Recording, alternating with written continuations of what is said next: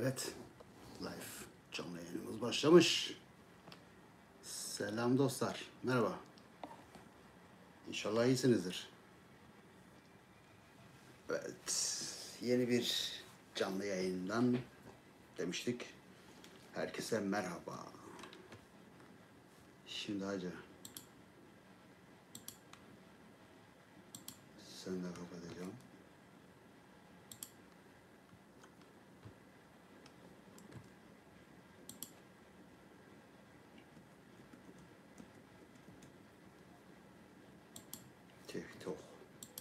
TikTok. Neydi o? Aynen, live studio. Bu arada bir şeyin farkına vardım hacı.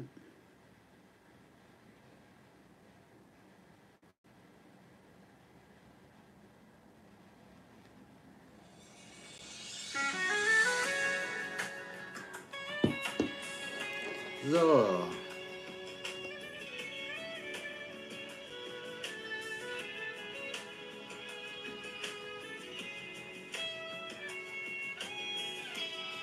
Selam. Merhaba. Kim var kim yok?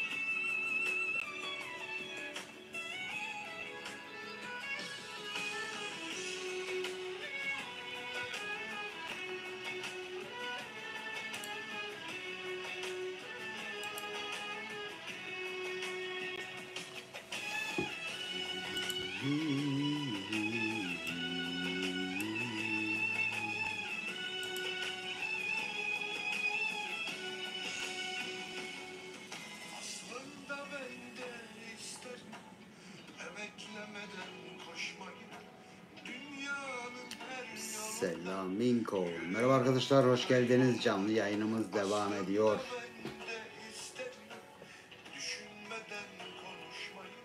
So, ufak tefek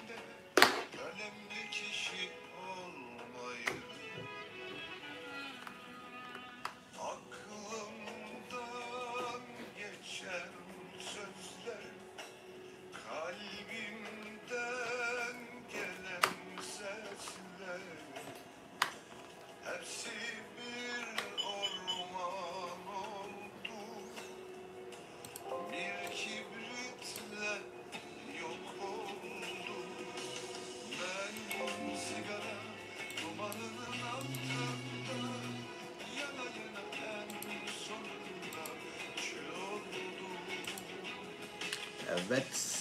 Yeni gelen arkadaşlar hoş geldiniz. Canlı yayınımız devam ediyor. Nasılsınız? Umarım iyisinizdir. Sağlığınız, sıhhatiniz yerinizdedir. Dostlar, her şeyin başı sağlık. Gerisi teferruat derler ya. Gerçekten de doğru söylemişler. Söyleyen adam doğru söylemiş. Evet, şöyle yapıyoruz. TikTok için ayarlama.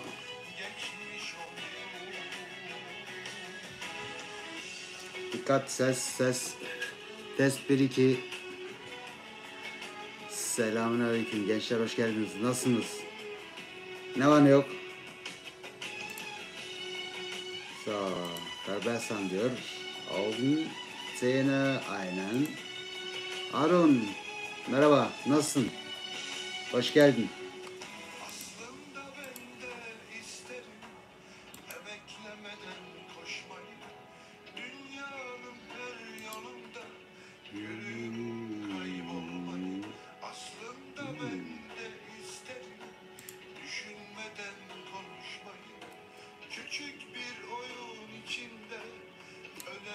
Bir diyelim yol alalım. Çok şükür. Aynen.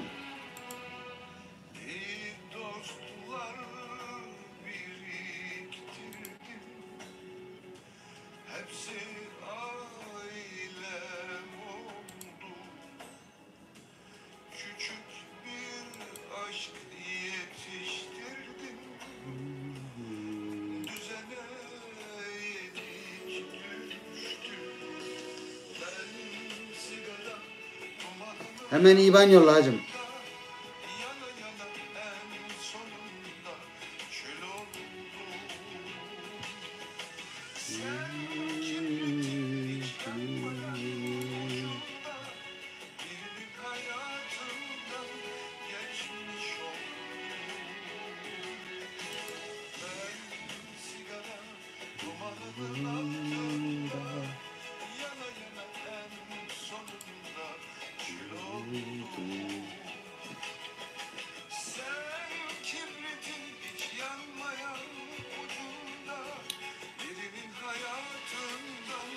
Yaz hacı şuraya. Hemen bir screenshot yapayım. Yarın direktmen hesabına bak. Gerçi yarın ne pazar olmaz. Hacım hafta içini beklemen lazım.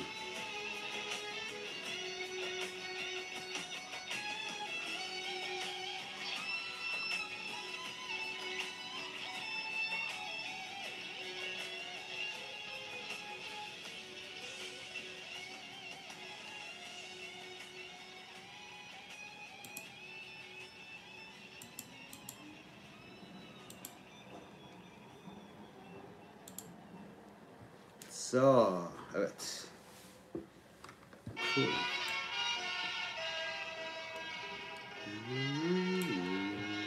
Selaminko.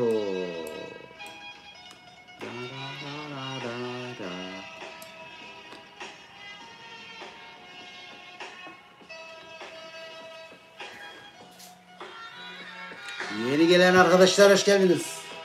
Canlı yayınımız devam ediyor. Christos, Krisidic.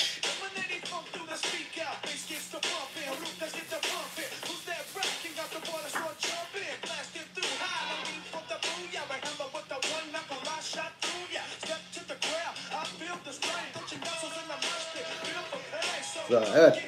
Ne yapıyorsunuz? Ne var yok gençler? Anlatın bakalım.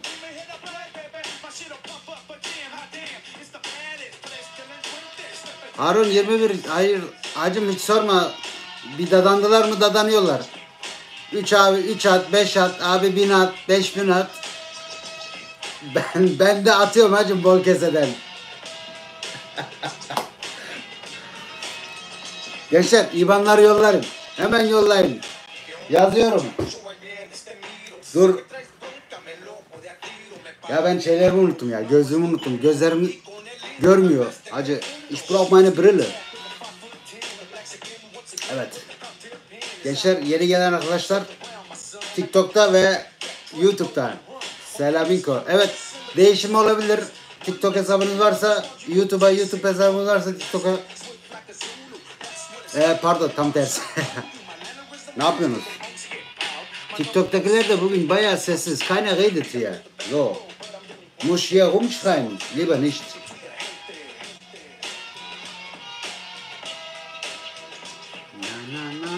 Ja, am Computer ist auch okay. Würde ich sagen, ja.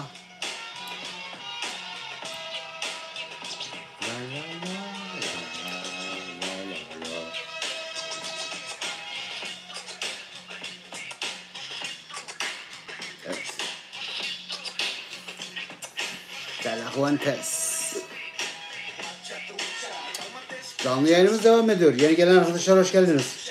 Arkadaşlar bir beğeni görüyorum lütfen. Şuradan double tap yapıyoruz. Beğenileri yükseltiyoruz. Elleriniz dert görmesin. Hadi bakalım. Bakayım hangi baba yiğit ilk beğeni yapacak. Yoksa kaçacak mı? Kaçarsan kaçacım. İzlemesini biliyorsun.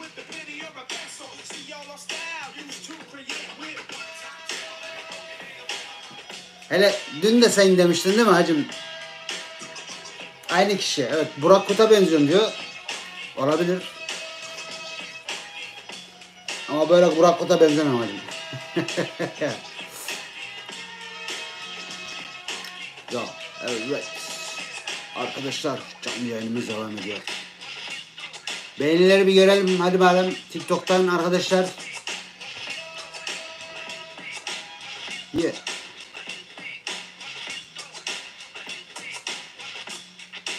So, wir haben jetzt ein Ziel von einem Stern und 3 Likes. Wer gibt mir den ersten? So. Ein Stern. Das ist mein Programmziel heute. Mal schauen, ob ich das schaffe. Heute sind die Leute extrem geizig, auf jeden Fall. Und faul bis zum geht nicht mehr. Ama mir ist scheißegal. Evet, ikinci like gelmiş. Hacım bak buna bir kalp gider, tamam mı bak. Görüyor musun kalbim? Görüyor musun? Hacım senin için. Senin için özel. Ay grüß dich. Burak. Tornado. Grüß dich. Niklas. Alles gut mein Lieber. Was geht?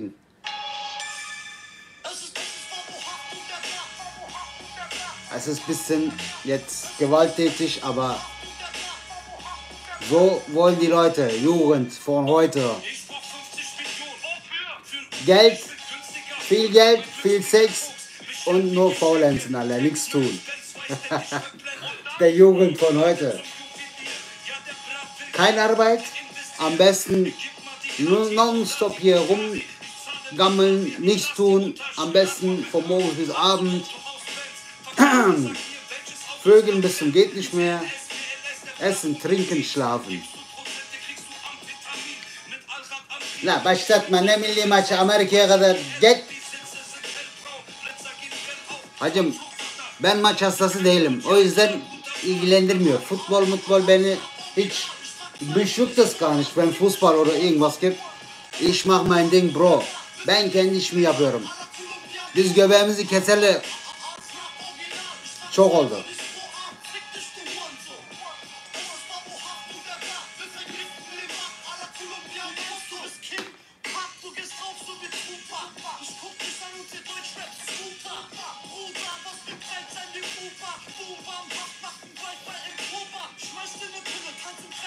So, wer sieht jetzt zu?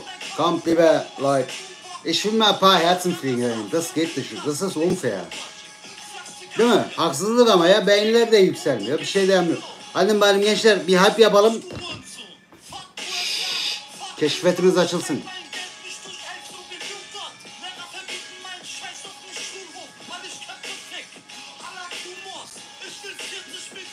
Mal gucken, Alter. Wer hier zuguckt.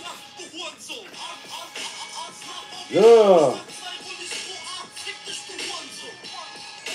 Ayo.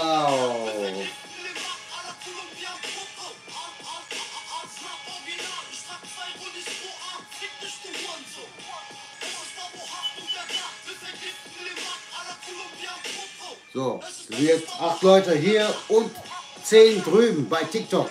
Jawohl, Alter. Ich mag das. Dankeschön. Lamarin. Abu. Tornado. Bist immer noch da. Komm, gib mal den ersten Like. Hallo. So, wir gehen jetzt. Nichts kommt, gar nichts. Egal. Es geht trotzdem weiter. Dayanamıyorum diyor. Sen onu geç abi. Son ütücü. Aynen hacım, benim şarkılarım bunlar. Yeah.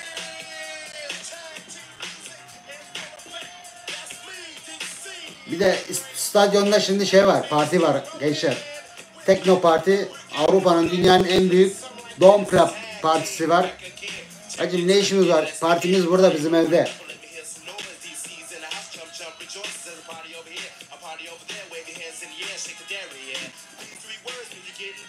Okay. Mikael. Mikael. Selamünaleyküm. Hacım hoş geldin. Abim kardeşim, güzel kardeşim. Ağzından bal akıyor. Yerim senin o ağzını ben.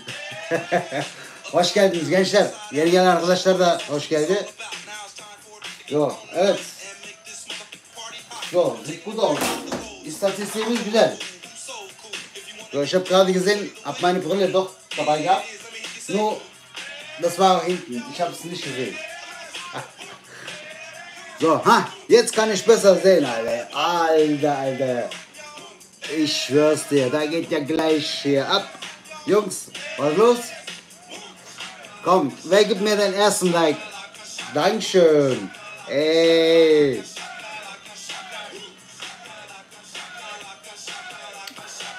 Wer ist noch da? Lernen.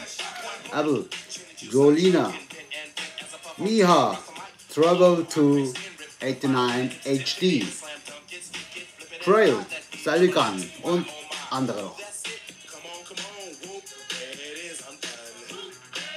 Eyvallah kardeşim, yok ya küfür kim biz kimiz kardeşim, biz kendi halimizde kendi yağımızda kavruluyoruz. Ki beni zorlayan arkadaşlar da olursa o küfür bavulunu açıyoruz ama şu anda hiçbir şey, yani normal, her şey yerinde, güzel, neşemiz yerinde, izleyicilerimiz çok güzel. Bundan iyi halimiz acip. Oh, dankeschön. Ey, endlich mal, danke. Jetzt ganze Zeit, weißt du, kam nichts. Und dann plötzlich kommt Eiche und gibt mir 1, 2, 3, 4, 5, 75, 100 Likes, Alter. Siehst du, so läuft es. Dankeschön, Eiche. Ja, da. Für euch auch. Sizin için de gençler kalp atıyorum. Siz bana kalp atmıyorsunuz, beğenmiyorsunuz da. Double tap yapacaksınız bak şöyle, tak tak.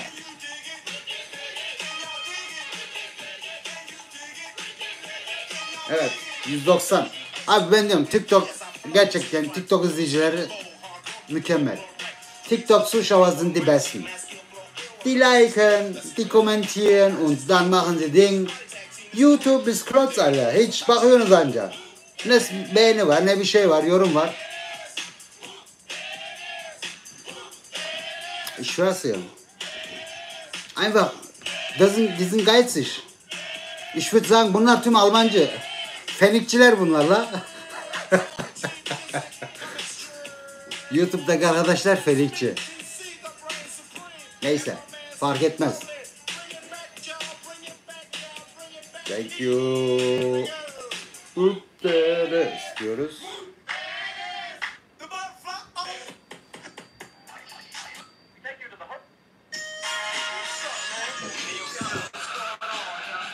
Yani görüyorsunuz mu? İşte böyle olur hacılar. Neyse.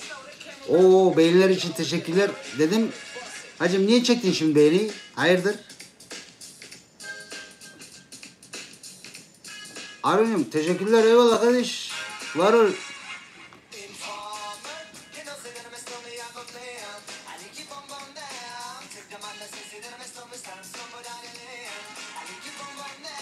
Infama. I like it, boom boom down. So, überlegt.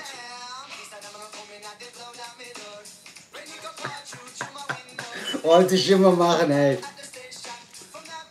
Da gab es mal in der Schule, beziehungsweise das kam, also ich habe das im Sommerferien gesehen und dann kam es in der Schule, in der Klasse, Freundeskreis hin und her. Aber erstmal in der Türkei überhaupt das von meinen Cousins, die aus Deutschland kamen, gesehen. So, wir haben uns in Reihe gestellt, beziehungsweise so hingebildet. Und die meinen so, ja, jeder Händchen halten, der eine fängt vorne an, das geht weiter und der letzte kriegt den Dings Backpfeife. Bam. Und das war ich. Das habe ich nie vergessen, Alter. Und deswegen. Und mit diesem Lied kamen die an. Oğlum, was sagt ihr leider, amına koyayım? Ihr könnt nicht mehr richtig Türkisch reden. Da redet ihr auf Deutsch oder Dings Englisch. Das war schon lächerlich.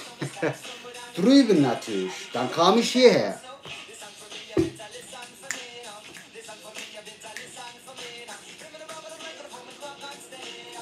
Wow. 1K. Hacı 1000 oldum. 1000. Burada 3'te sürüklüyoruz ha. 4'e çıktı demin, bir de şöyle titredi, geri indi. Diyorum ya, YouTube'dakiler komik gerçekten. Film gibi izliyorlar. Hacım film değil bu, gerçek live yani. Live'da katılıyorsunuz. Değil mi? Wenn du da bist und zuguckst, gib mal ein bisschen Dings, so ein Like, a Daumen hoch, oder irgendwo Comment. Hayatın içinden renkler, hoş geldin, merhaba. İyilik, sağlık hacım. Allah hepimize daima böyle günler nasip etsin. İyi olan günler. Eyvallah canım benim, teşekkürler. Keşke herkes de seninkisi gibi olsa. Bir yorum atsa, bir de şöyle beğense. Lan. Neyse. Geçen moderatörlerimden bir tanesine diyorum. Arkadaş diyorum. Madem diyor moderatörsün, burada geliyorsun canlı yayında destek yapıyorsun, yazıyorsun, şeylere katılıyorsun. Ama diyorum videolarında falan hiçbir yorum görmüyorum, beğenmiyorsun diyorum. Sana diyor ayıracak diye bir dakikan bile yok diyor. Moderatör. Baba baba baba baba baba.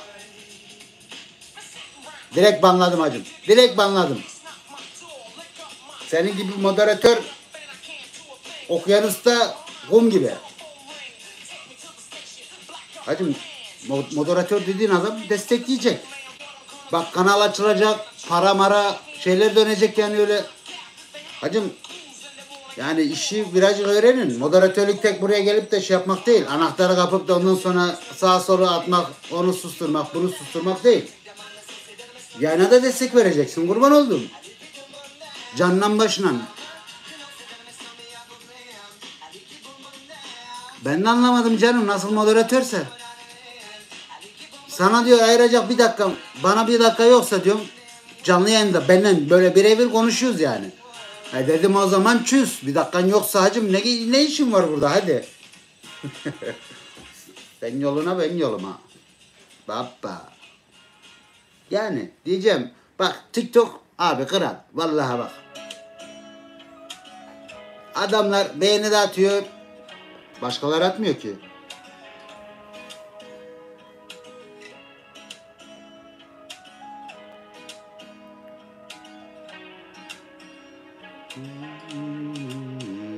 Danke. Evet.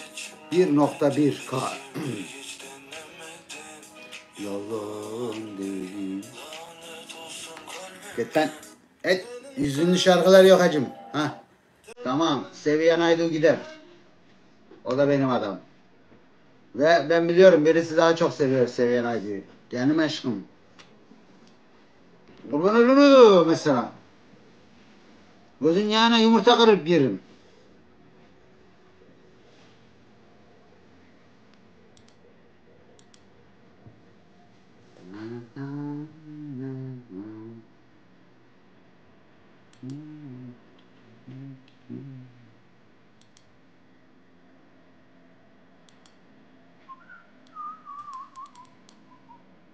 Evet.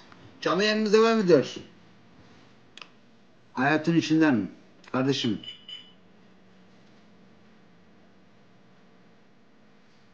Aa evet teşekkürler. X Bey. Canım kardeşim hoş geldin. Nasılsın? Vallahi hiç belli olmuyor geldiğin. Hiç farkında olmadım. Hayırdır bu isim ne? Yeni.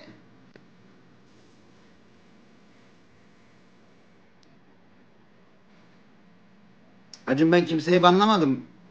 Şey yapmam. Tek Bambi'yi banladım. O da sana da ayıracak bir dakikan olmadığı için öyle bir söz sarf etti.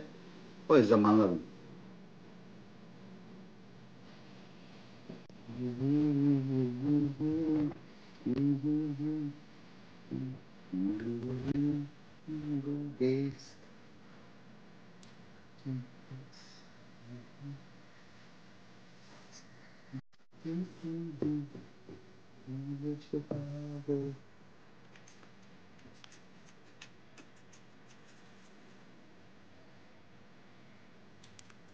CEO host. Evet.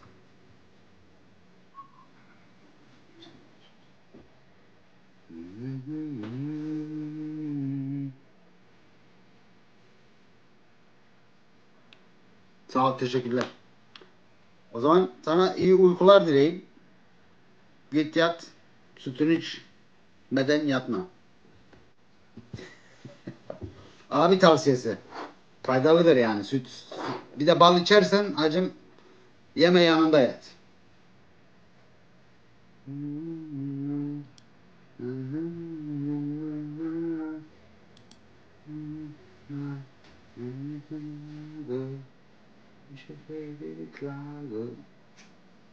Bulma şanslı iş. Evet. Canlı yayınımız devam ediyor. Senin var ya o bay bayına. Ya arkadaşlar şimdi fake isimlerden gelmeyin bak. Tamam geçenlerde olan oldu. Yazı yazarken madem belli ediyorsunuz isminizle gelin de öyle belli olsun.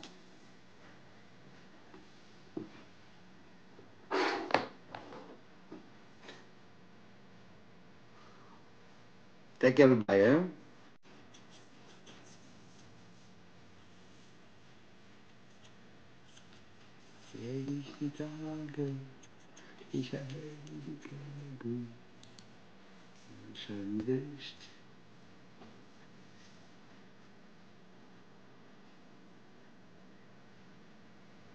Vay canım teşekkürler. Ben de senin bayramını kutluyorum. Hadi Bey. Merhaba Eylül. Hoş geldin. Sağ ol. Teşekkürler beğen için. Kalpler uçuşuyor. Vay vay vay vay vay vay vay vay vay vay. Davani davan. Aman. Evet. Bugün maç varmış ya. Dediği gibi muhtemelen birçok insan ya ben maç hastası değilim o yüzden ya. Gerçekten de. Ich mag kein Fußball, deswegen ich gucke auch kein Fußball. Auch wenn das jetzt Weltcup oder irgendwas ist, egal, ich mach mein Ding, was los. Fußball war für mich früher vielleicht mit 5, 6, vielleicht 12 Jahren oder so, 13, aber nicht mehr. Yasin, hey Max, willkommen, grüß dich mein Lieber, danke, wie geht's dir?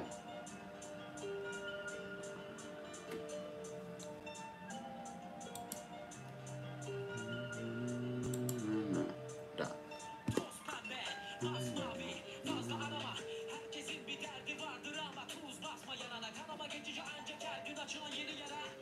Oh, VN Official. Hacım hoş geldin. Aleykümselam. İyi bayramlar. Eylül. Baba.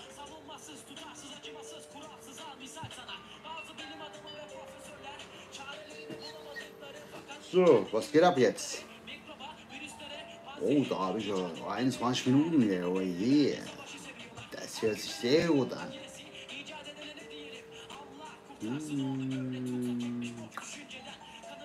Tipps für Sonder. CPU diyor süper ya. Hier TikTok läuft am besten. YouTube nicht so vom Computer aus.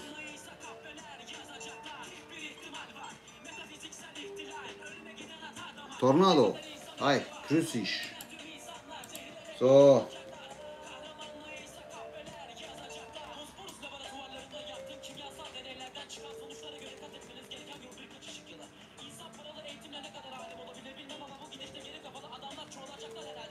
Evet, yeni gelen arkadaşlar lütfen yayını bir beğensin. Sağ ol, teşekkürler. Geçmiş olsun kardeşim. Her şey, nasıl çalıştım, anladım. Evet, bugün işteydim. Hatta işte de canlı yayın açmıştım.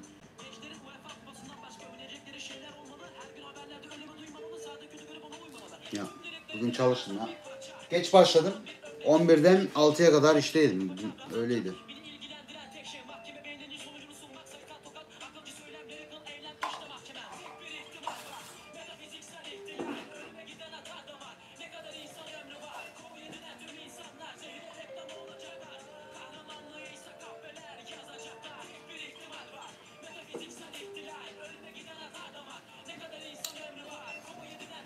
So. Evet, yeni gelen arkadaşlar hoş geldi. Evet, yeni gelenler lütfen şuradan yayını beğenirlerse çok memnun olurum. VN Official, sen çalıştın mı hacım ya da sen öğrenciydin değil mi? Ya kafam karıştı gerçekten de. Ben abi söyleyeyim bak, çok basit bir şeyim. Kafam öyle çalışıyor. İnsanların yüzünü tanımaya başladığım zaman isimlerini de öğreniyorum hemen. Bir de şunu anladım. Bir 3 kişi arasında o isim dolaşarak söyleniyorsa, mesela sen diyorsun ya benim ismim VN Official. İkinci kişi diyor ki bak bu VN Official, ben de diyorum ki VN Official. VN Official.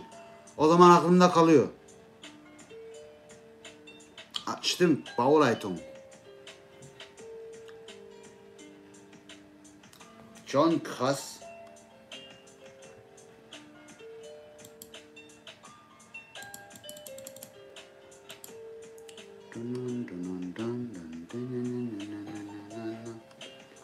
Evet, Bauleitung. Bauingenieur und Bauleitung. Güzel. Ya Almanya'da hacım 8 saat çalışın firma senin mi?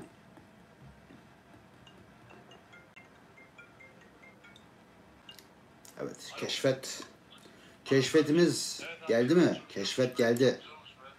Keşfet açıldı hacım. Çok güzel olmuş yani. Ama nasıl sample fena? Sağ. Sample çok fena. Sample çok fena. Ya atıyor. Ne ya sample çok fenaymış.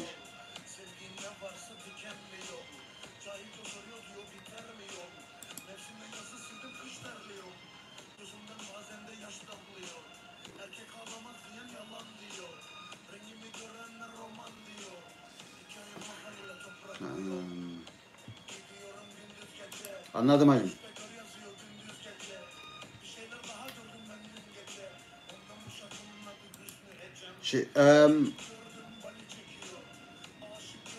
Yanlı sıra şu şekil nasıl yani?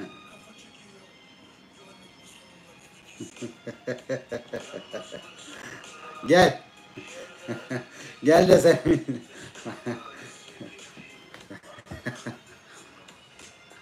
Hacım git ya.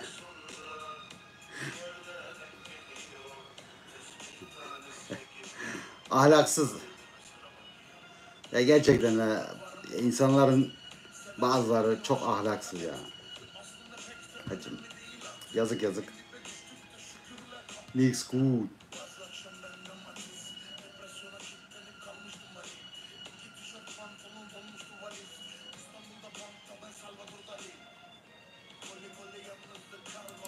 CEO host yapalım mı bir? Bir değiş. De kimse de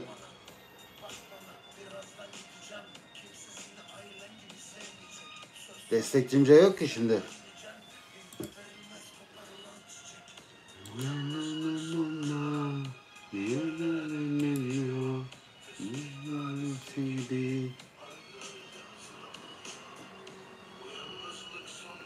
Güzel. So Dings, Subunternehmen diyorlar ona. Hacım eğer Subunternehmen güzel.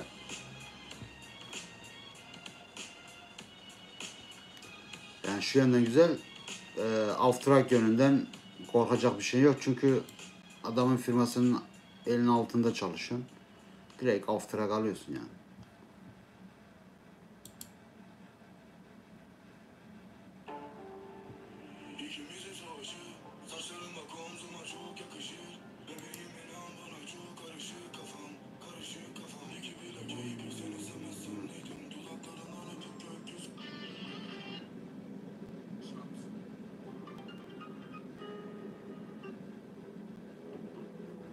Evet, iş koyduktan Sansar'dan iş koyduk.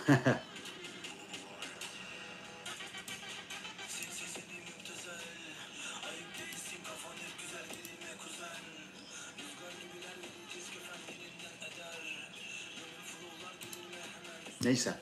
Evet gençler, canlı yayınımız devam ediyor. Yeni gelen arkadaşlar beğeniler geliyor. Güzel 19 olduk. Sağ olun, teşekkürler. Elleriniz dert görmesin.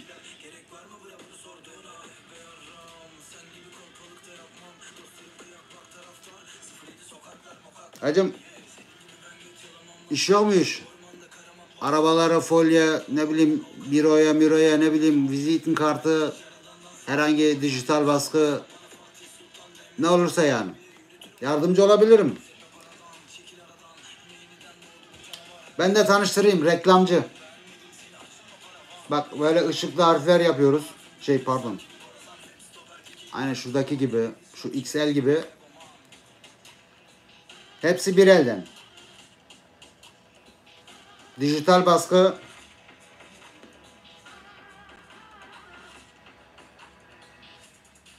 Evet, benim firmam var.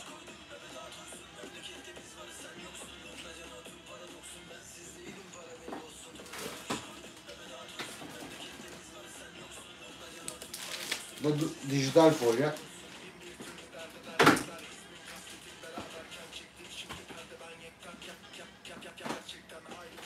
Bu da benim Van Tatum. Şimdi yapıştıracaktım zaten şeye, duvara. Reklamcılıkla uğraşıyorum ben hacım. Firmam var. 2016'dan beri reklamcılıkla uğraşıyorum. Dijital baskı, ışıklı reklam, tekstil.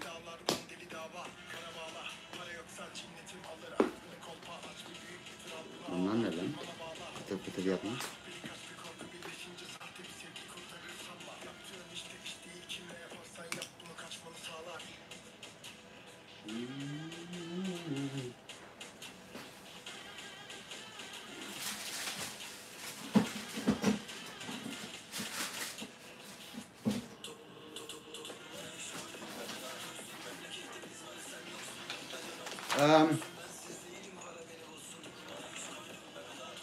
Hacım bu mesela tişörtlere böyle baskı.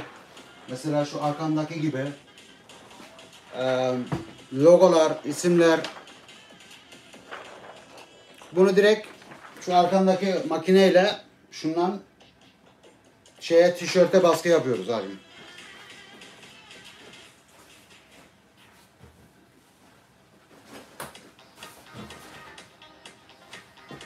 Şimdi elimde yani tişört baskısı. Bir de abi dikkatinizi çekiyorum. Yani bu işi yaparken markalı yapıyoruz. Bu markayı biliyorsunuz herhalde, şunu. Fruit of the Loom. Devamlı abi marka isimlerle müşterilerimizi memnun ediyoruz hacım.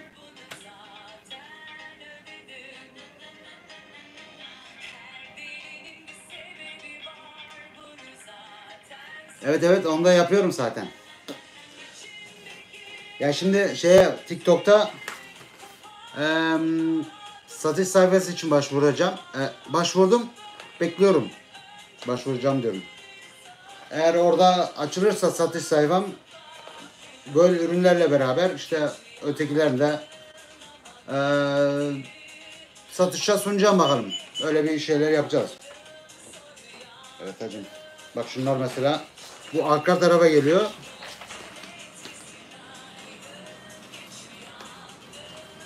Mesela bu da şöyle. Şuraya döşe. Şuraya ya da şuraya.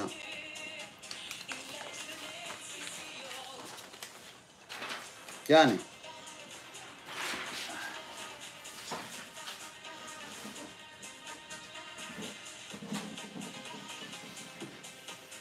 dediğim gibi eğer bir şeyler lazım olursa bana bildirebilirsin kardeşim. Yardımcı olurum.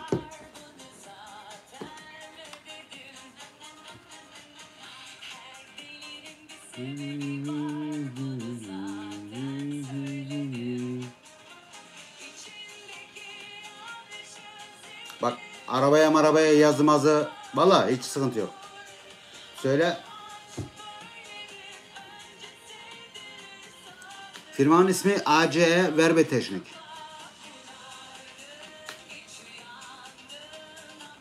Google'dan bakabilirsin hacım.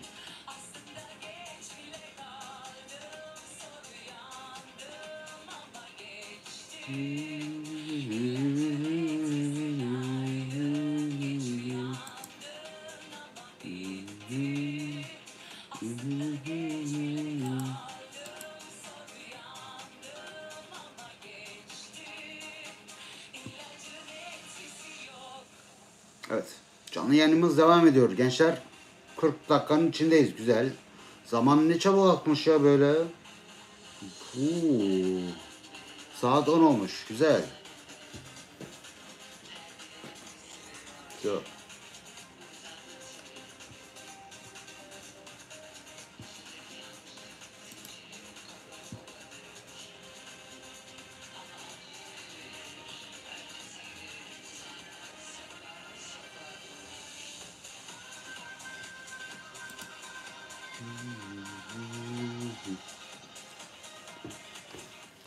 So.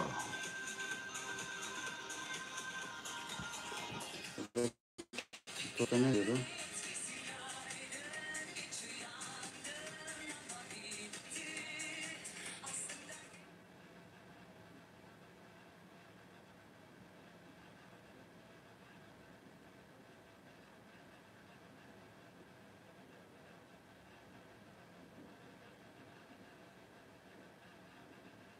Dritte Juni.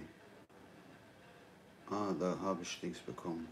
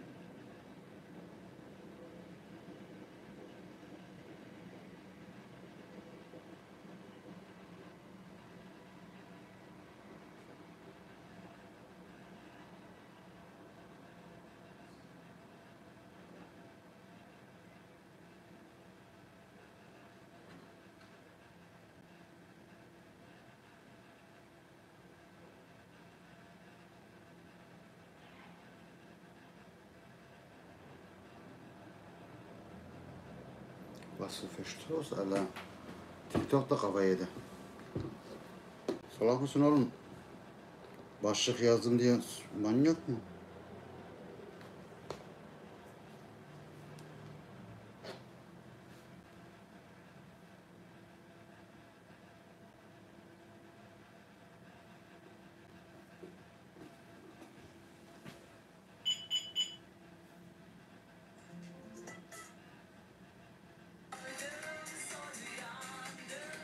Nicht normal, Alter.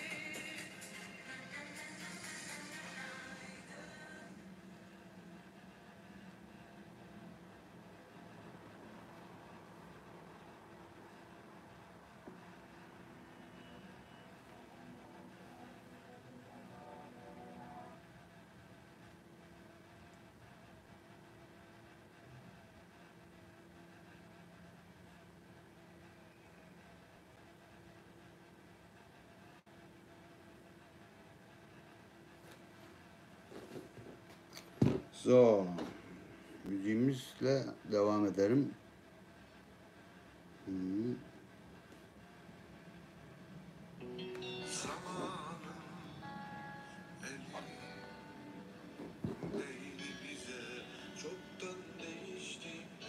Ha, bende linkler gösterilmiyor hacım.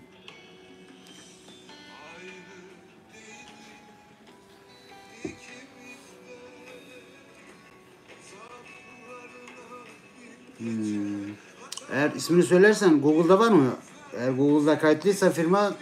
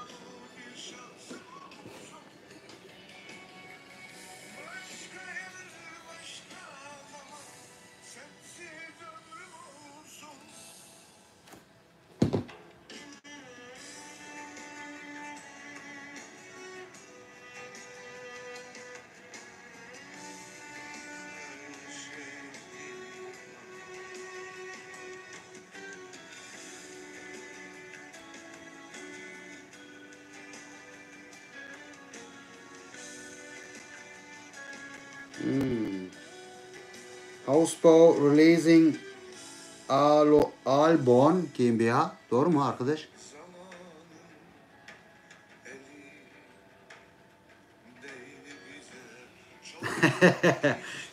Şimdi ya ev yapmam, ev almayı düşünüyorum şimdi bu aralar.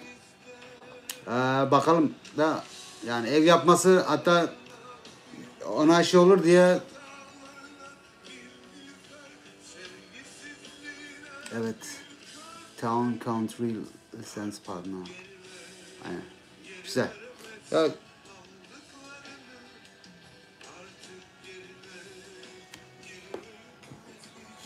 buldum hacı.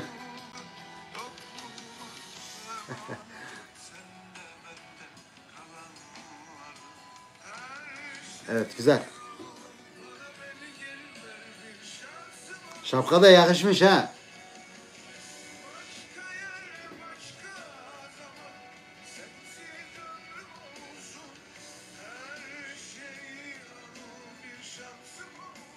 Bir de Xing'de Sing mi diyorlar ona, ne diyorlar? Bu şey sayfası var ya. Aslında bir de ben oraya kayıtla şey yapsam ya. Sing'den güzel. Çünkü sonuçta iş yapıyoruz abi. Değil mi? Faydası olur. Hayır hacım, inşaatta ne diyorlarsa onu yapman gerekir. Ayakkabı giyeceksin, kafana takacaksın. Allah korusun. Uyan.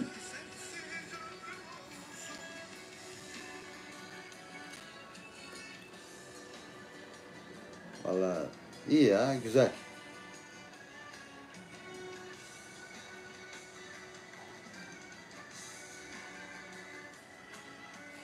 Türkiye ile kontağınız var mı? Orada bir şeyler yapıyorsunuz mu? Aynen. Tek iş ile alakalı sayfa.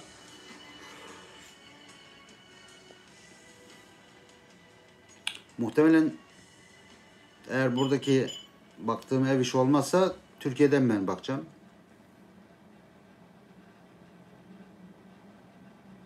Oradan ha, aynen hacım, aynen. Burada geldiler, çalıştılar. Şimdi o teki tarafta yani Türkiye'de sefasını yaşıyorlar. Çevre çok Türkiye'de güzel. Ya dediğim gibi bir izin yani tatil yapacak bir yerde ama deniz kenarını istemiyorum. Aman. Deniz kenarında olmasın hacım. Ama denize yakınlarda bir yerde olacak. Böyle öyle bir yer arıyorum. Mesela 50 kilometre. Ege Denizi'ne ya da Akdeniz'e 50 kilometre, 100 kilometreye kadar oynayabilir bu. Günlük gideceğim, böyle bir saatte gideceğim. Yarım saat 45 dakikada gideceğim mesafelerde olacak. Ama böyle doğa içinde.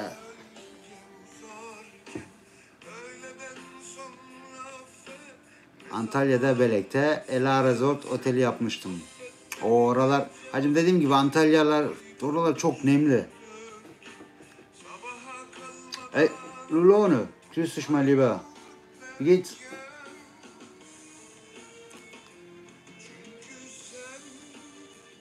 Mersin, evet, ben gerçekten de 90'lı yıllarda biz hep Mersin'e giderdik, o taraflara. Dediğin gibi çok yani şey de bulamazdın orada, ne bileyim, böyle serseri de yoktu. Normal bak, Türkiye'nin gerçekten de memur kısmı devamlı Mersin'e giderdi izine. Türkiye'de orada yabancı göremezdim. Ben görmedim hiç yabancı. Rusmuş, ondan sonra Ukraynalıymış, ondan sonra ne bileyim Almanıymış, İngiliziymiş, Fransızıymış. Yok hacım. Hepsi orada Türkiye'den gelen turist. Ama dediğim gibi memur, öğretmen, işte birazcık orta maaşlı olanlar filan, işçi bölümü, bölümü, memurlar oraya geliyordu. Konumunu da koruyor daha. Aydın bak olur hacım, güzel, Aydın söke sağlam. Tam bak deng. Aynen. Oralarda bir yerlerde gerçekten de bakıyorum ya. Böyle dağların arasında. Güneşin ve doğuşunu ve batışını göreceğin bir konumda olacak.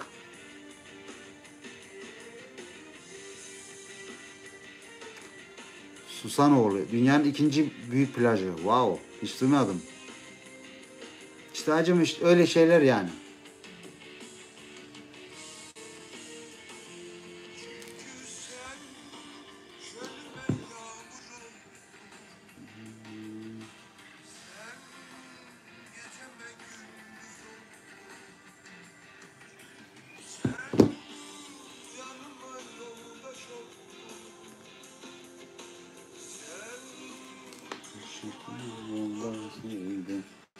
Ya bu TikTok vallahi ben iyi dedik hacım, iyi dedik, kaldırdık. Bana şey yok, ihtar yolluyor. Niyeyse müzikten mi artık şeyden, bu haşta başlıkta bir sıkıntı yaptı. Sevmedi. Evet. Belcan kardeşim.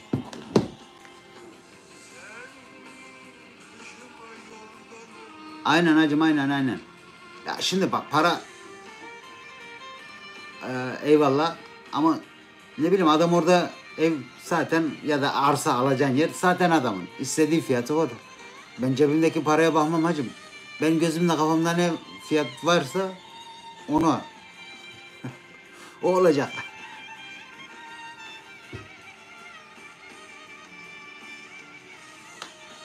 Ama şöyle bir 20-30 çünkü bak araba almayı düşünüyordum. Hacım o araba hayalimi ben geriye erteledim. Muhtemelen dediğim gibi bir ev ya da arsa düşünüyorum. Muhtemelen ev çünkü onun da gelir vergisi şeysi de olacak. Evin getirileri de kira getirileri falan olacak. O yüzden destek olur diye düşünüyorum da hayırlısı bakalım.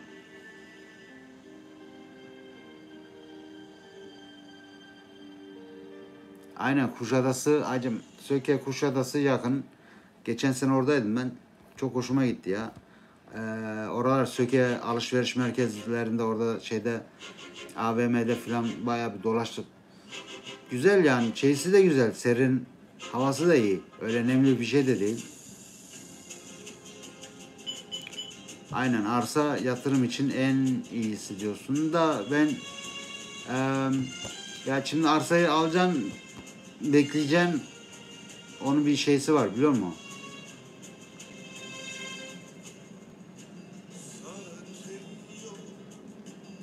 Arsa dediğin gibi doğru. Çok yani eğer aklın varsa derler ev yapma arsa al. Arsa al yani ev yapma. Boş bırak. Aklın varsa. Çünkü dediğin gibi ev abi onun belli bir ömrü var. Onu yapacaksın ondan sonra kırılacak dökülecek onu tamir bunu hep gider. Bir kira gelirse de olsa öteki giderler onu sıfırlıyor. Ya arsa ya da borsa. İkisi de hacım. Bak şey o sepette hepsinden olacak birazcık. Altınıymış, gümüşüymüş, borsaymış. Ondan sonra bu işte imobilyonmuş, ev, arsa şeyleri. Yani hepsinden az olacak. Tek altına yatırım yapmayacaksın, dolara yatırım yapmayacaksın ama dolara yatırım yapan hacım bence iyi yatırım yapmıyor. Yani paraya. Çünkü paranın enflasyonu varmış. Öyle duydum. Paranın enflasyonu olunca abi o mesela 100 bin euron 10 sene sonra 100 bin euro değil. Birazcık arkada artacak. Tabii şeyler de alıyorlar. %1, %2 komisyon veriyorlar. Ondan sonra işte neymiş?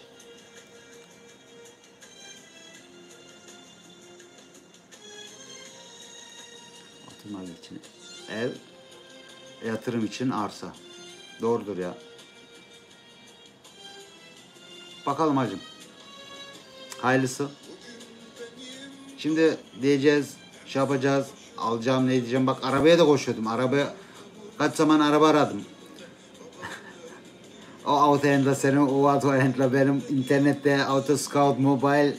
Hacım Oraya git bak şunu yap ne. Ondan sonra kafama den etti. Hacım dedim yaşım gelmiş bu şeye. Ben bu arabaya şimdi binsem ne olur bilmesem ne olur. Yani ölür müyüm ölmem. Neyim artacak? Kime ben hava atacağım? Kimseye. Ee, 10 sene sonra 10 sene sonra araba pert. Verdiğim 30 bin euro 40 bin euro pert. En azından böyle değerlendirirsin. Sonuçta elinde bir şeyler olur.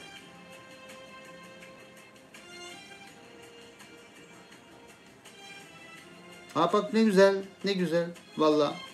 Ama şimdi pandemideki önce fiyatlar, şimdiki fiyatlar hacı değişik.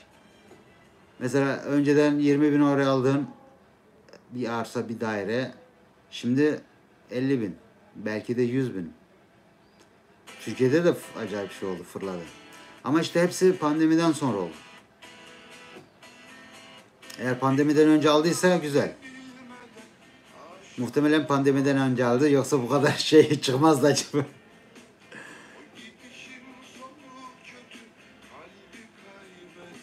2 senede 3 milyon TL yani. Aynen.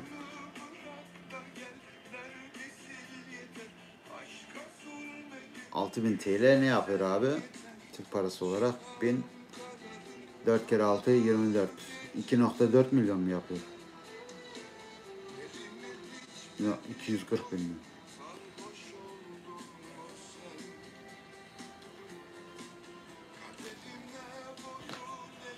Son Goku ne yapıyorsun? Hacım hoş geldin.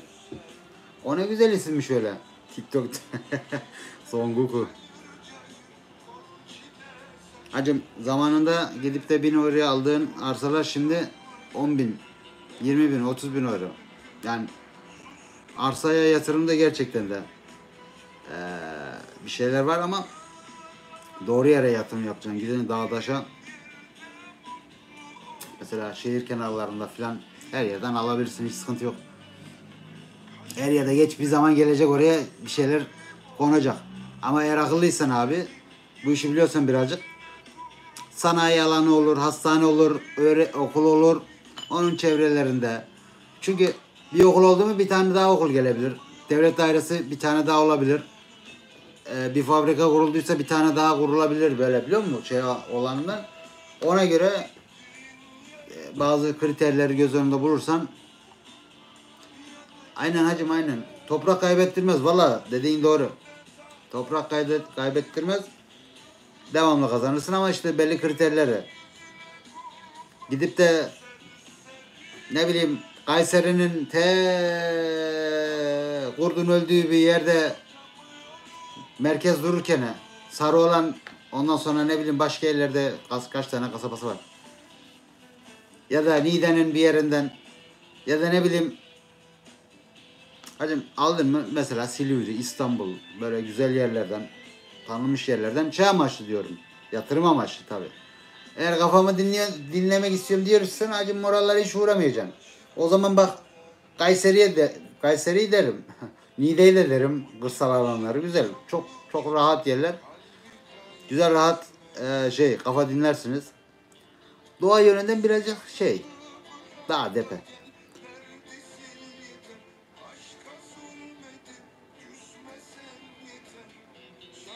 Piyango arsaları önceden sorabilirsin diyor. 10 yıllık şehir.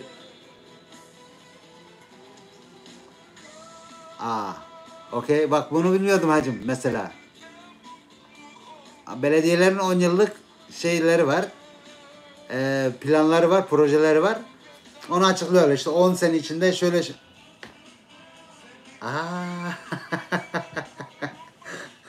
Daha yeni bir şey öğrendim.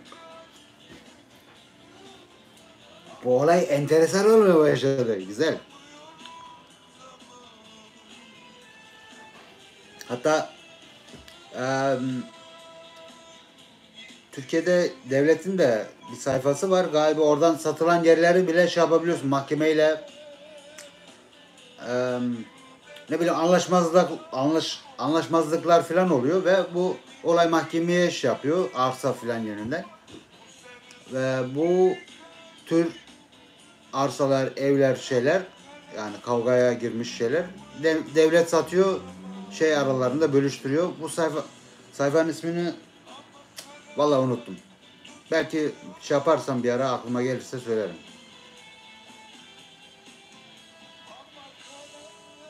Para yedirme. Hacım sıkıntı yok. 10 sene sonra orası var ya. Yani şimdi verdiğin 3-5'e bakmayacaksın.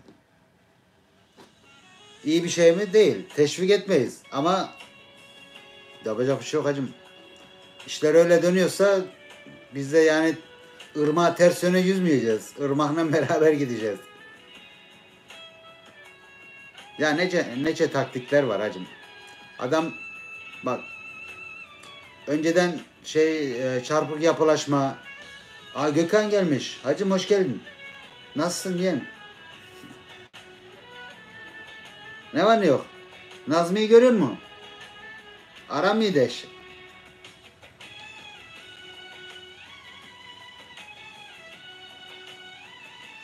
Sağ olasın. Ellerin dert görmesin. Canım benim. Sağ ol.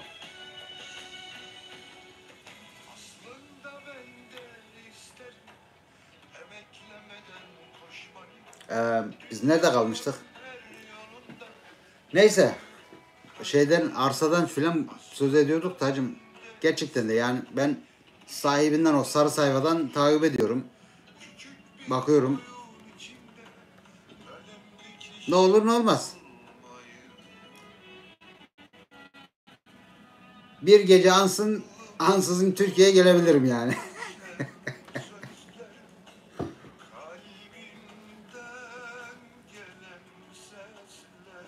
Ha para yedirmedi miydik? Neydik biz ya?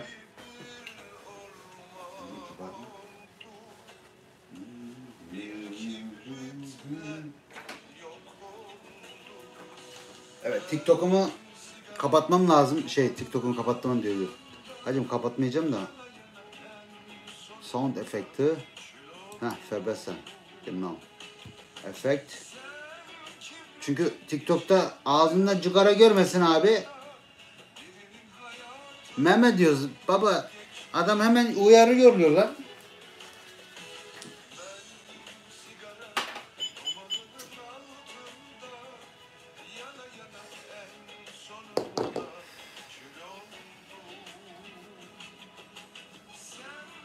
Teşekkürler canım benim.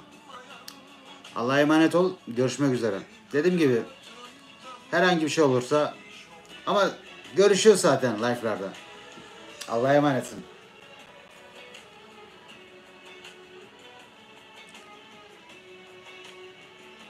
Aa niye? Sen de mi spam yedin yoksa?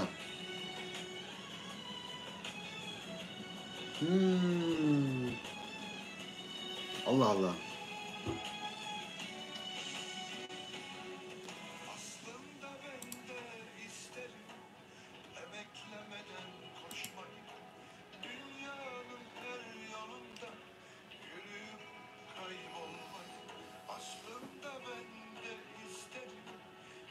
Abonelere özel. Allah Allah.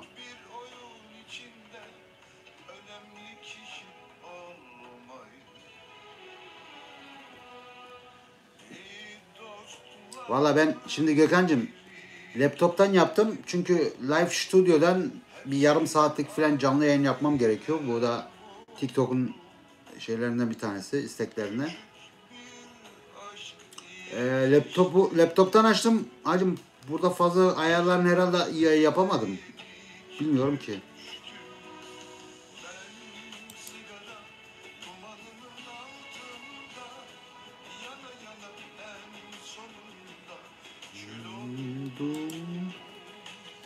Bir saat olmuş be.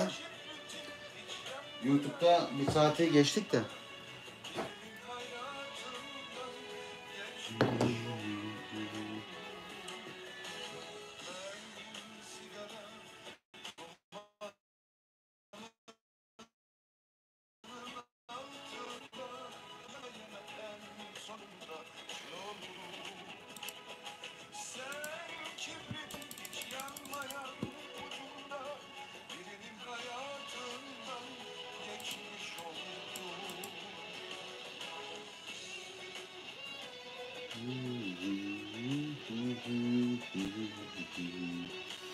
Evet. Canlı yayınımızda kim var? Oo, iyisin.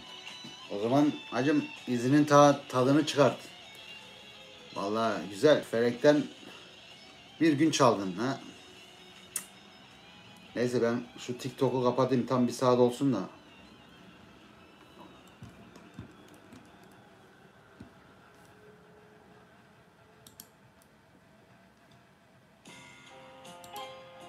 Gençler. Evet, TikTok'tan canlı yayınımızı kapatıyoruz. İzleyen tüm arkadaşlardan Allah razı olsun. Beğeniler için de teşekkür ediyorum. Başka canlı yayınlarda inşallah görüşeceğiz. Bolca gelin, erken gelin ve bolcana beğenin. Hacım, o zamana kadar Allah'a emanetsiniz. Hadi bari. Küs.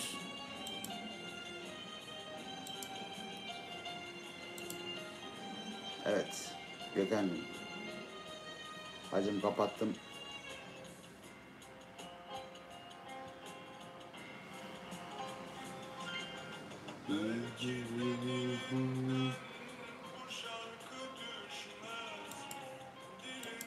Asla oldu.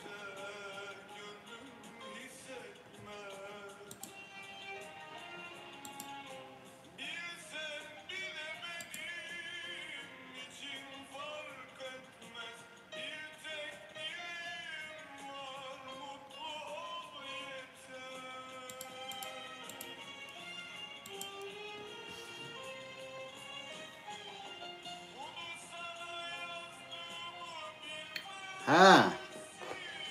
Ha, tamam hacım. Yapacak bir şey yok. Güzel. Vallahi iyi. İyi yapmışsın ya.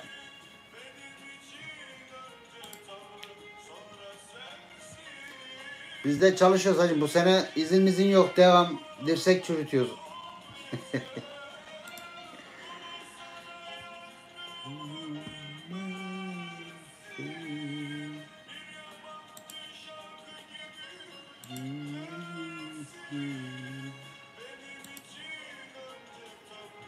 Allah sensin. Tekfirim var. Mutlu ol yeter.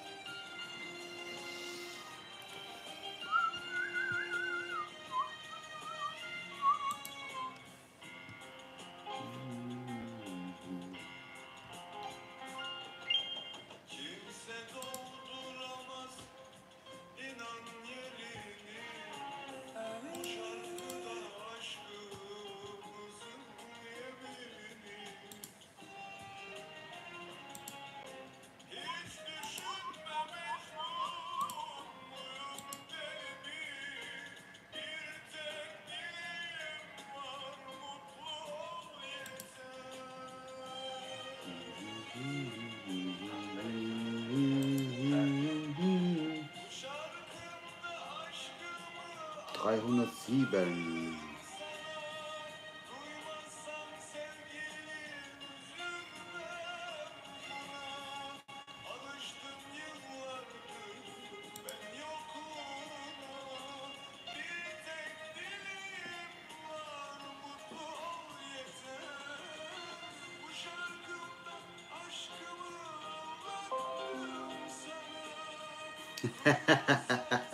Eyvallah Gökhan'cığım. Hacım gel.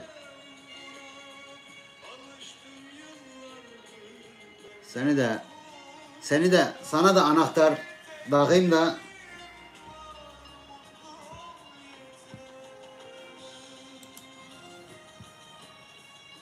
böyle destekleyen arkadaşlara devamlı ihtiyacımız var hacım.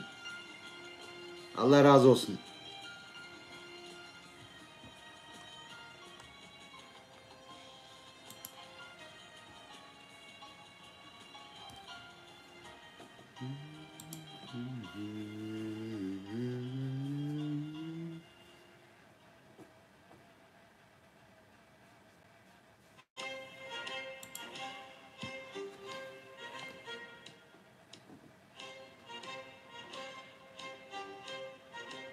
Aynen. Ya işte her kanaldan deniyorum Gökhan'cığım. Her kanaldan deniyorum baba. Yani şimdi Instagram var. Face, Facebook var. Ama oralardan şey değil yani fazla Facebook'tan fazla şey yapmıyorum bu aralar. Insta'dan arada sırada. TikTok şu anda ve YouTube önde giden. Eyvallah canım benim.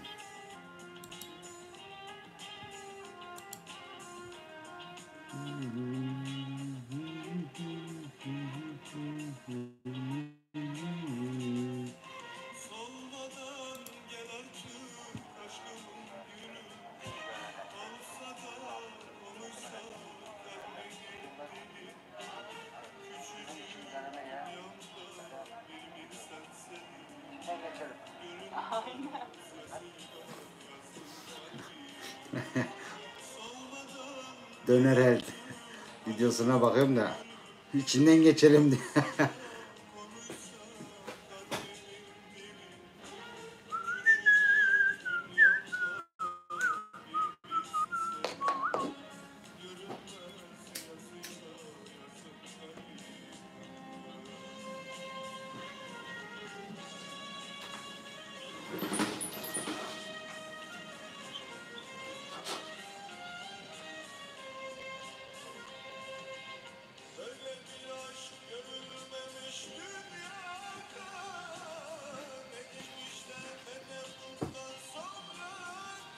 3 tane. Wow. İyisin hacım. Valla ben bir dürüm aldım o gün. Bir tane de normal döner. Döner yedim güzel. İyiydi. İçindeki o kıyma şeysi tek. İşte kıyma olduğu için. Yani ben Almanya'ya geldiğim zamanlar dönerlerin hepsi öyleydi hacım. Kimsede Scheibenfleisch yoktu. Hepsi Hackfleisch. Tam eski 90'ların dönerlerini hatırlatıyor bana. O zamanlar Bonen'de, Mustafa'dan filan çok yedik. Ah. O zamanlar işte 90'larda daha kimse kendi ekmeğini yapmıyordu. Hepsi fırın pidesini kesiyorlardı. Bir pideden 4 tane çıkartıyorsun. Onu da tost atıyordu böyle çatır çutur çatır çutur. Bazen de ekmekler bayat oluyordu böyle ısırdı mı patlıyordu ne diyordu döner şey.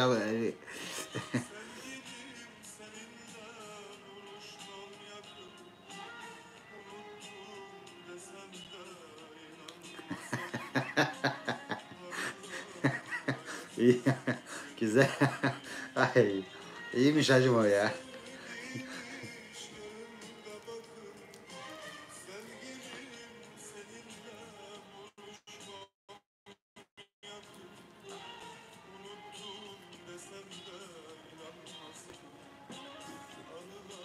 Bir keresinde Nazmi'yle Ramazanlık da böyle oruç tutuyoruz. Bir yerde de şey yapalım, orucumuzu açalım. Ne yapak? Abi zaten yapacak bir şey yok. Şey yapıyoruz ya, yoruluyoruz. İyi dedik otobüse binelim. Atladık 30 numara mıydı neydi? De Batfil bile vardık. Batfil bile vardık zaman gelmiş. Otobüsten indik. Orada hemen Batfil bir Hauptbahnhof'un yanlarında bir döner dükkanı vardı. Hadi oradan girdik döner yemiştik. Orucumuzu dönerle açtık öyle. Ondan sonra bindik geri gelmiştik otobüse. Ki zaman geçsin, bak zaman geçsin diye şey yapıyoruz. Ben hiç gitmemiştim Batfil bile. Ne, kaç dakika süreceğini de bilmiyoruz.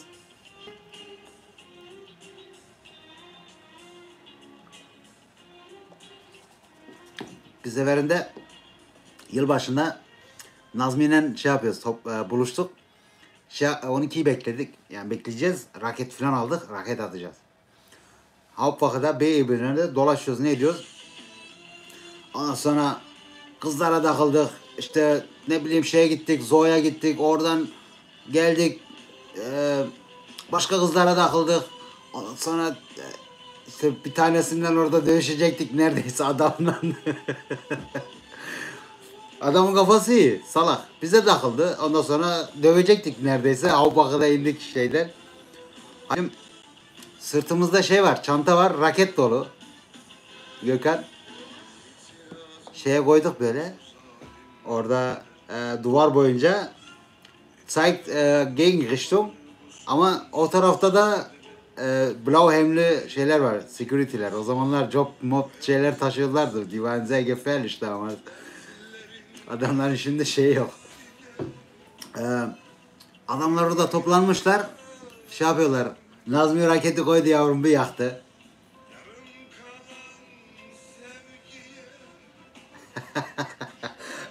Nazmi raketi bir yaktı. Pşüü, bir gitti. Moruk. Lan o kadar da sanki şey yapmış gibi, hesaplamış gibi. Adamların arasından geçti. Vallahi bak, adamların arasından geçti. Adamlar şöyle bir korktular.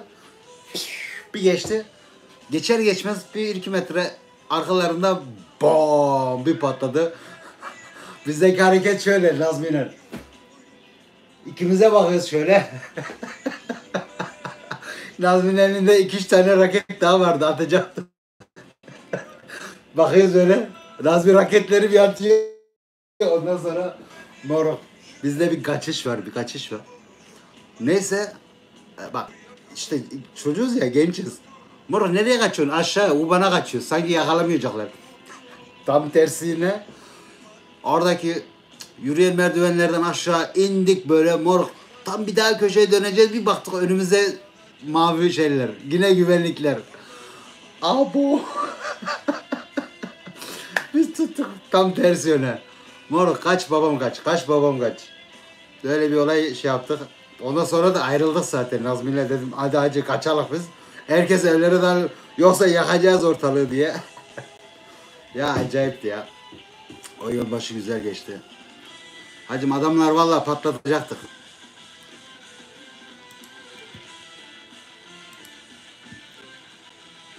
Ya Nazmi'yle uzun zamandır hacım tanışıyoruz ya.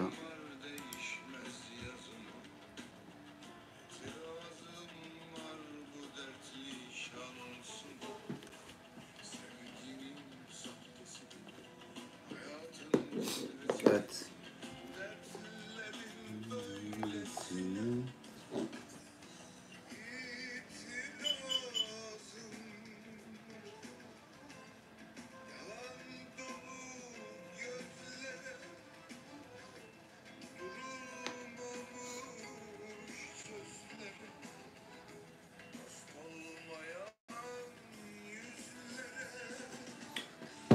Evet.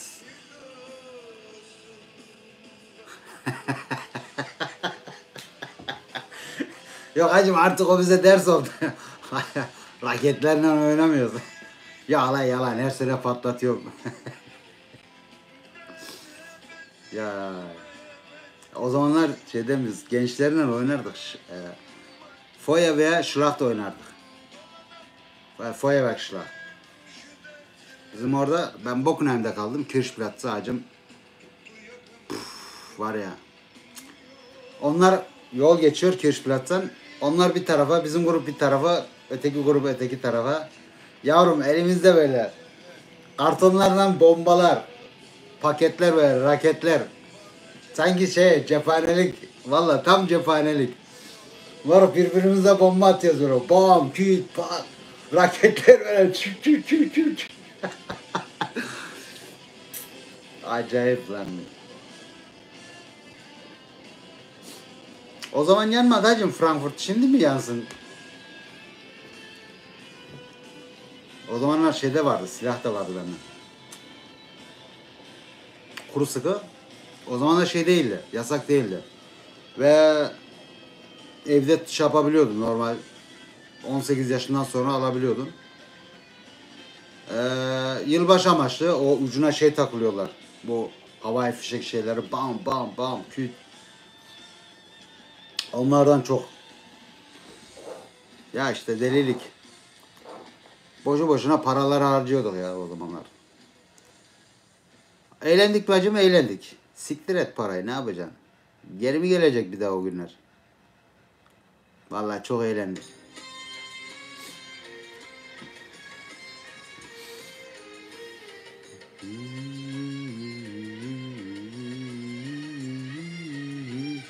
Lan Müslüm Baba'ya takıldık abi, şeye sardı.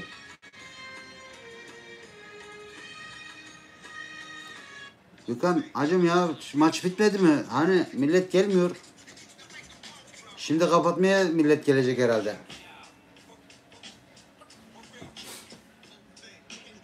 Bakayım burada ne diyor? Green screen. Neyse green screen olmuyormuş. Burada pauzu yapıyoruz mu? Yok gerek yok. Yeni birkaç feature'lar gelmiş galiba.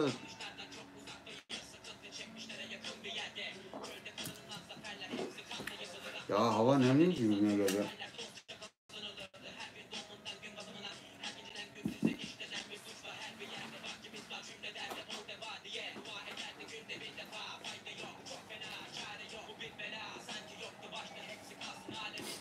Evet, yeni gelen arkadaşlar hoş geldiniz. Selamünaleyküm, ne yapıyorsunuz? Kim var kim yok? Tanışıyoruz mu?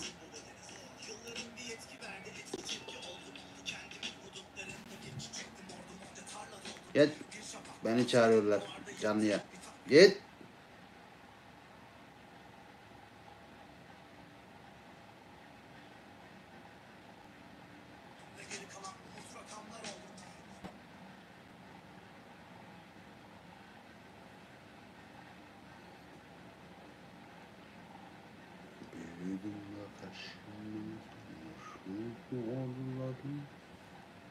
Hangi zarfta diamantinizin 631 diamantın oluyormuş?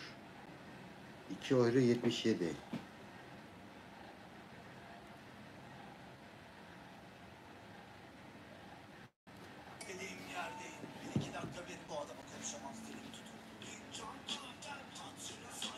Ben de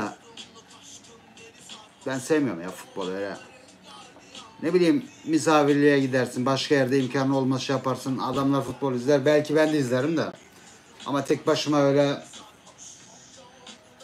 futbol adamı değilim hacım ya. Ben futbol çok off game yaptım.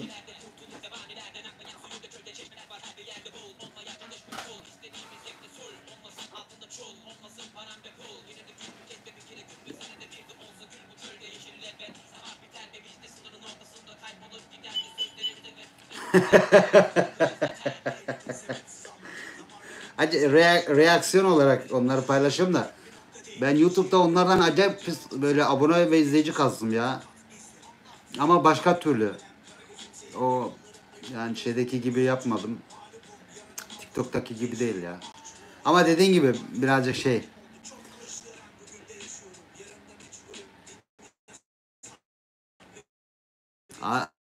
Adamlar abi yani ya, Türkiye'de de yani birçok sokak yemek satan tablacılarda falan yani kirden geçilmiyor, pasaktan geçilmiyor. Ya ama Hindistan'la karşılaştırmaz. Bangladeş mesela, Hindistan oralar abi çok berbat yerler. Yani insanlar hijyen maalesef öyle bir kaygılar yok. Var ki rapten gari.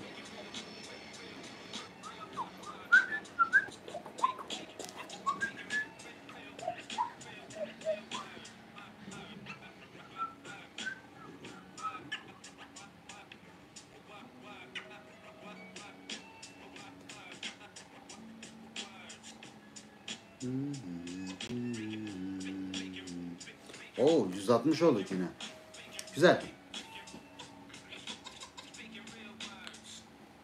Hacım sen ben yesek orada direkt ben hastaneye.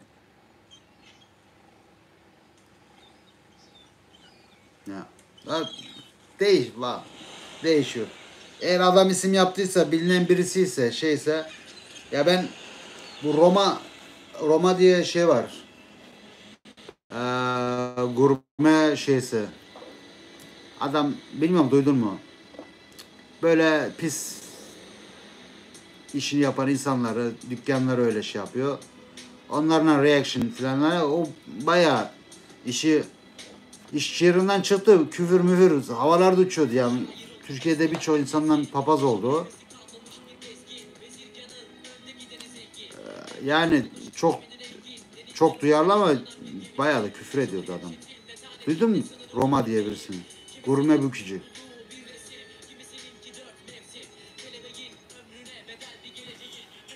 Yani orada gösteriyor adam mesela o tablanın önü moruk yağ alıyor döküyor.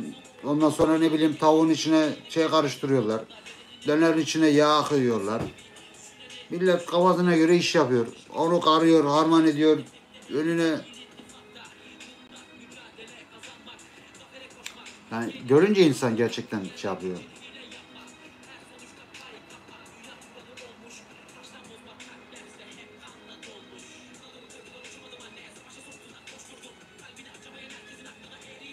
Ben de öyle diyorum. Yani şimdi bir gün yersen sıkıntı da hacım arada sırada idare eder. Ben zaten mecbur bu işin içindeyim. Yani video çekerken ne ederken mecbur yemem lazım. Artık sıkıntı yok.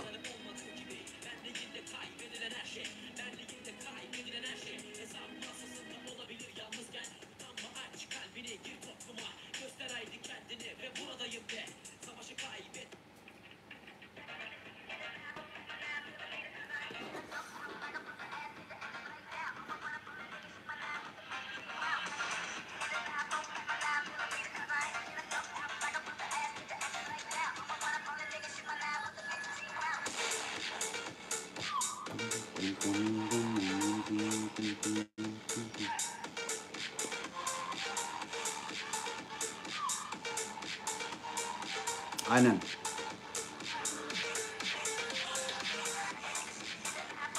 Aa maşallah. Helal. Aynen benden küçük başladım hacım. Yani 10 yaşında filan ilk belki yumurtamı kırmışımdır. Ama çok merak ediyordum yani. Yemeği seviyoruz. O yüzden. Bir an önce diyordum şu yumurtayı ben kırayım da ben yiyeyim.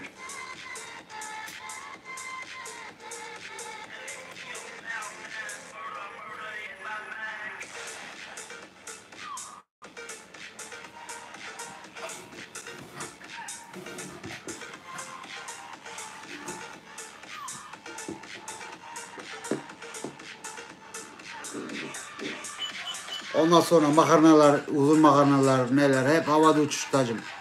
Öyle. İlk yumurtayla başladım.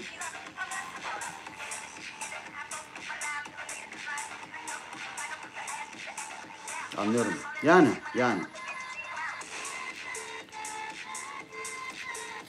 Fena mı oldu hacım? Bence değil. Yani genellikle erkeklerin hepsinin yemek pişirmesini öğrenmesi lazım, bilmesi lazım. Yes, finish MasterChef.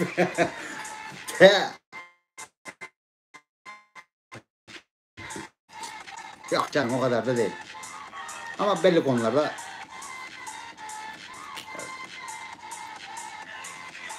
yani bir tamak tadımız var.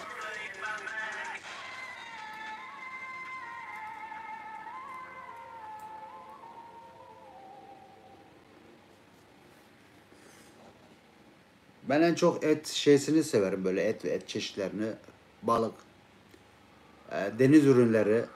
O konuda bayağı tecrübelerim var. Börek çörek konusunda severim yemeği ama yapması birazcık sıkıntı. Pizza severim, yapmasını severim. O birazcık kolay. Hmm, yani şeyler.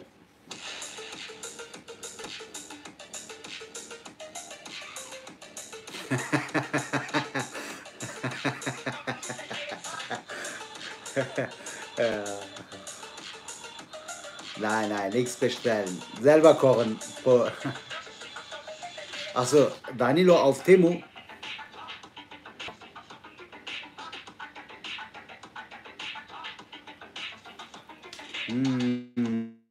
Ya hamur. Hacım ben de sevmiyorum ama ya börek arada sırada iyi gider ya. Çöreklerden, böreklerden. Patatesli, ondan sonra ıspanaklı, peynirli. Abi bir çeşit ya şeysi var. Ben mesela yumurtalı peynirli severim. Ondan sonra ıspanaklı peynirli severim. Biraz acılı olacak. İçinde soğan. Ayrıca domatesli soğan yaparım. Onu severim. Böreklerden. Wow. Börek severiz ya. Ondan sonra su böreği. Oo hacım. Var ya. Hatta bugün bir paylaştım. Su böreği Adanalı. Milli yiyicinin acı. İşte öyle bir tepsi oturuşta gömmek isterim de gömemem. Vallahi kapasitem kalmadı artık.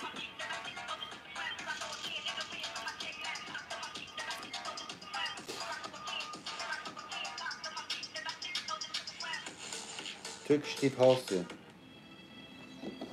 Neyse şunlardan. Abi şuradan sırtıma soğuk vurup duruyor lan. Looks good. Şeye ne diyorlar? Şey akımında kalmayalım hacım.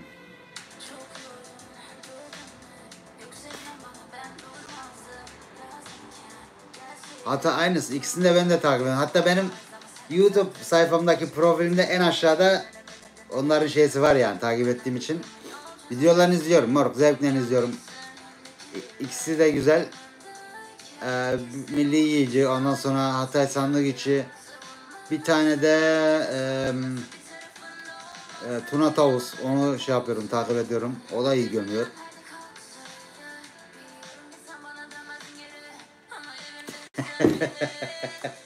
Eyvallah. Sağ olasın.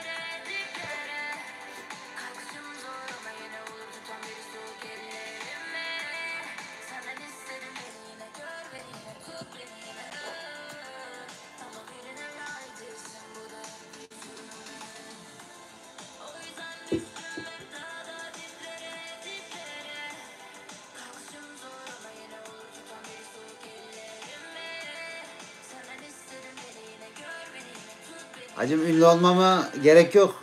Buyur gel beraber çekeriz. Valla istiyorsan bu bir dahaki videoyu beraber çekelim. İstediğin bir yer bildiğin bir yer varsa neden olmasın?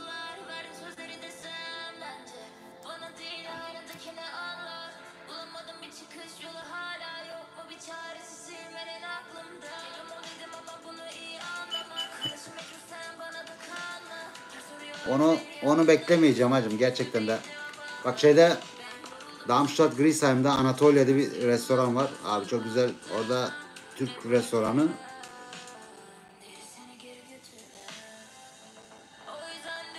Ama bu dediğim mekan var ya.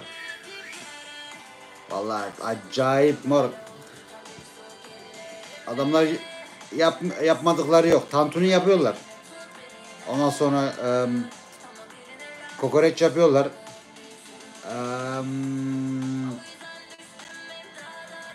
Yani bütün Türk şeyleri, menüleri bir de adamların yaptığı güzel yani. El tatları da var. Yettiğine yediğine değiyor. Oraya gidebiliriz mesela. Şeyde var. Hanau. Kebap Connection'a da gitmek istiyordum.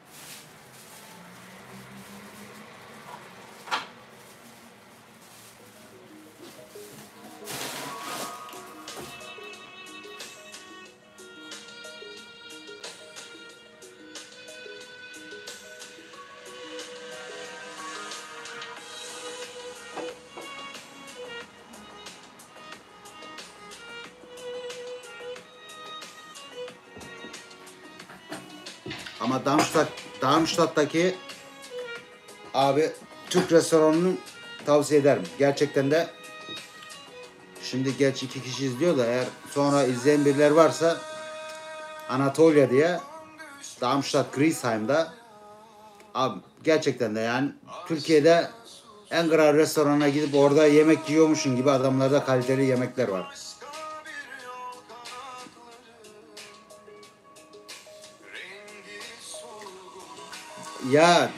Ya. Ama değiyor kardeşim, değiyor. Gerçekten de değiyor. Yani bir şeye 20 euro falan verirsen 25 euro gerçekten de yediğini biliyorsun, tadını biliyorsun. Adana kebap olsun. Yani muhtemelen şeyde şırdan ve mumbar da satıyorlar. Yani Adana mutfağına şeyler, hakimler.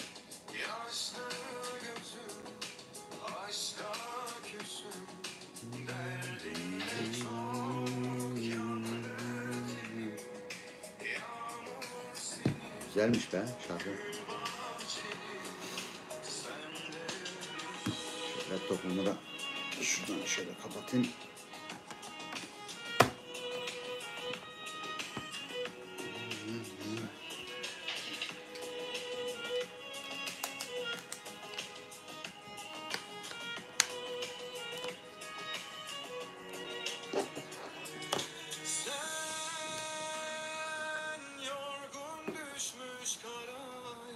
Aa, Nazlıcan. Hoş geldin. Teşekkürler, sağ ol. Vallahi sohbetimiz Gökhan'la biz de sohbet ediyorduk ya. Sağ olasın. Kendisiyle tanışmam daha tanışmadık ama kendisi de burada Frankfurt'ta kalıyor. Ve benim yani Almanya'da ilk arkadaşım, tanıdığım en iyi dostum, dostumun en iyi dostu. What are you doing? Ne yapıyorsun? Öyle sorulmaz gerçi de. What are you doing?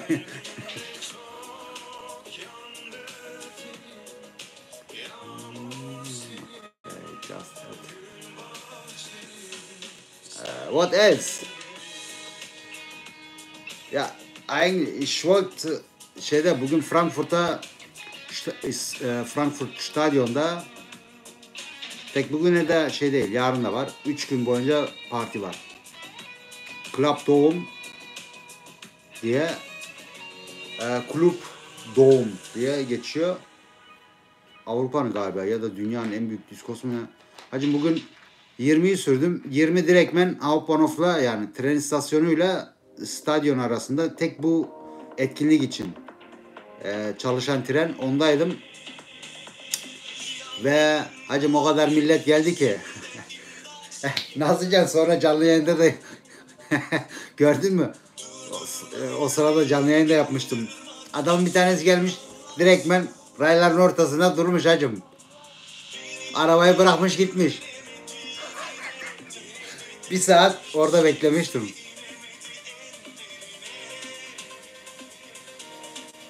Daha kavuşmaz, insan insana kavuşur. Aynen.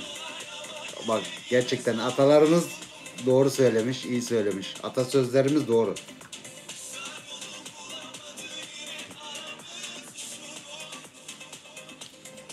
Ama diyeceğim acayip çok millet gitti ya. Gencinden yaşlısına.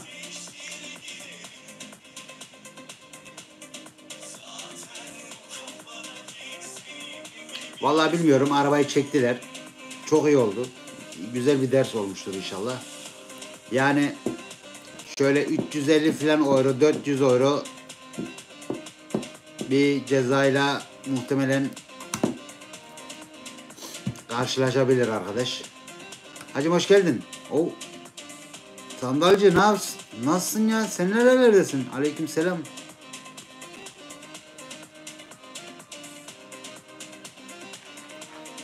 Aynen. Birazcık öyle oluyor ya. Hele Gökhan. Linie 11'i sürdün mü hacım?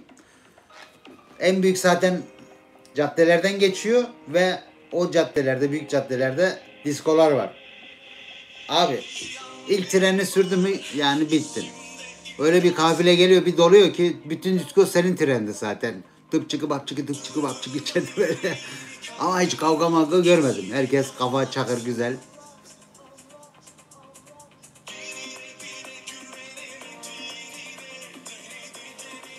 Baba bir yer açtım, işlerim çok yoğun diyor. Vallahi. Aynen hayırlı olsun da kardeşim ne işletiyorsun, ne yapıyorsun? Sorabilir miyim?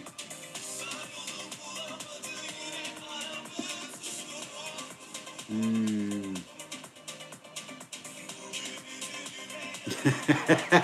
Ya Gökhan 11 benim şey değil ya. Beni 21'de falan çok görürsün. Ondan sonra o 16, 17. Ama yani sağlıklı bir devir daim var. Hepsinden sürüyorum. Vay sandalcı kardeşim.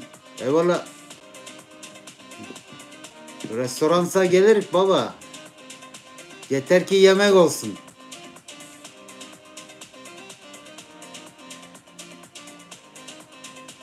İyiyim gibi diyor Nazlıcan. İyisin iyisin maşallah var çok şükür.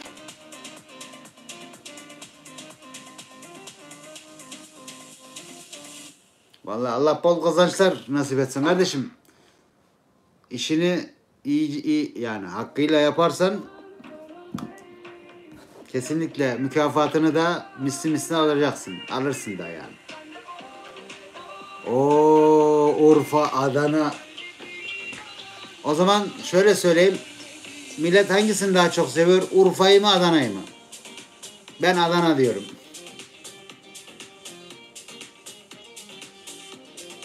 Amin amin amin.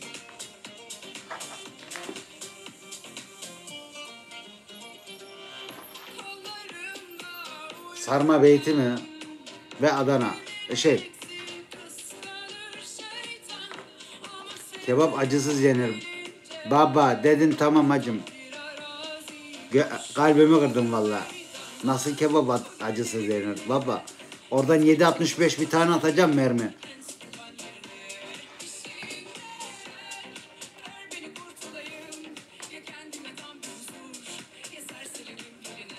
Yanına acı yenir. Tamam acı. Kebap da acı olur. Acıyı da yerik yanına ekstra. Valla. Bir de öyle deneyelim bakalım. Belki hoşumuza gider.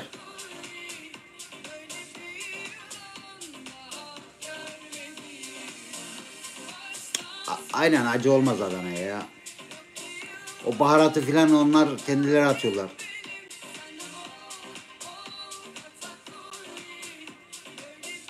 Rakı sek, kahve sade içilir. O arkadaşları ben ikinci kadetten sonra daha göremedim. Sek içeni. İkinci kadetten sonra tilt. Acı ben her şeye acılı yiyorum. Yumurta kırıyorum acı. Kahve yapıyorum acılı. Tost yapıyorum acılı. Çorba yapıyorum acılı. Adana yapıyorum acılı. Acım en iyisi bence. Zaten kafam iyi olması için içmiyorum mu eve? Sak 2 tane atıyorsun abi. Kafan sırtına tilt.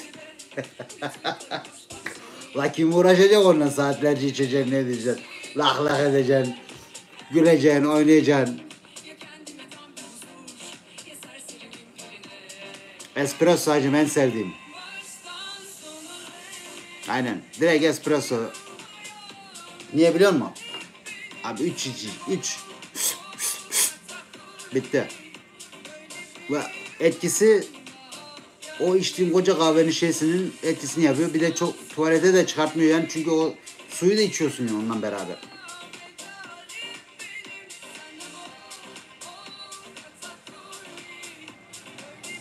Oo baba sen o zaman yavaş. O şeyleri azaltalım o sililitresini. Kaç sililitre? 2 sililitre değil 1 sililitre yapalım. Kaçak çay. Ya niye böyle hep zararlı şeylerden konuşuyoruz arkadaşlar? Vallahi ben kahvemden içeyim de gece uykum gelmesin.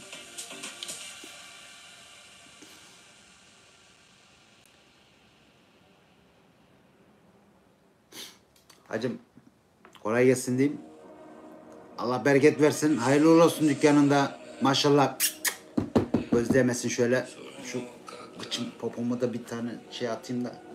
Cimcik. Tamam mı hacım?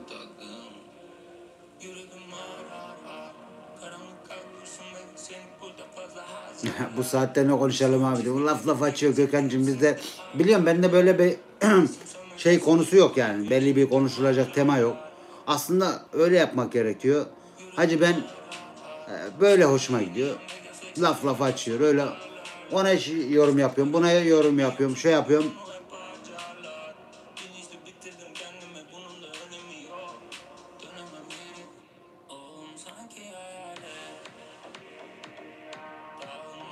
...500 kişilik falan azmış vallahi, iyi.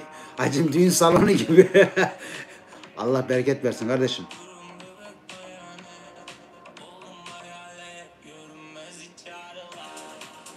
Eyvallah baba.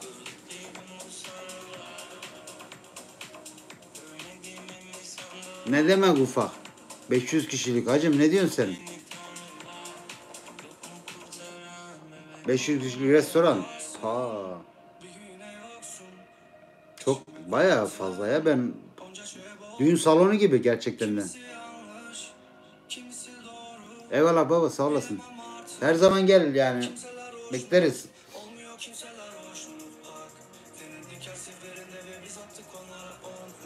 İzmir'e gelirsem Kuşadası'na gelirim. İzmir'le işim bitti yok ya.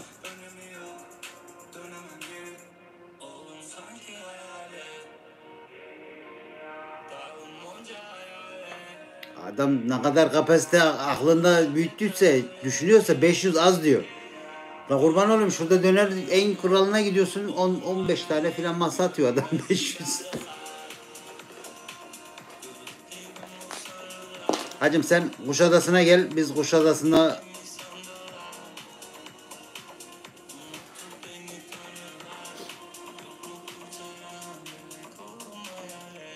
Nazlıcan iyi çok şükür ya. O da uğraşıyor işte. Ev işiydi. Hatta bugün börek yaptı. Bayağı yoruldu. Ellerine sağlık. Gerçekten de çok güzel olmuş. Börek yedik bugün ya. Gökhan, börek yedim bugün. Peynirli börek. Ondan sonra ıspanaklı peynirli. Hatta şey de yapıyorduk biz. Peynirli ve yumurtalı. Da bugün onu yapmadım.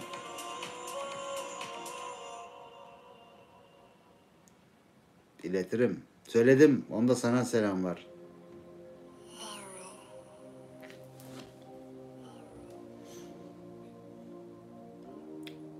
Ne yapsın? Sabah kalkıyor çocuklarla. Ondan sonra ev işi akşama kadar. Vallahi bir de güzel yapmış ki, nasıl? Çok güzeldi. Ben 4 tane falan yedim. Hadi bu gidişle ben yazın sonuna kadar bir yine 90'a doğru çıkarım galiba.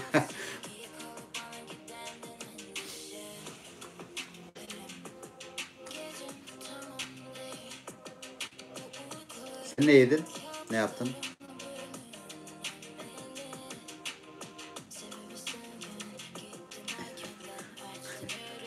Çatıdakiler mi? Bomba.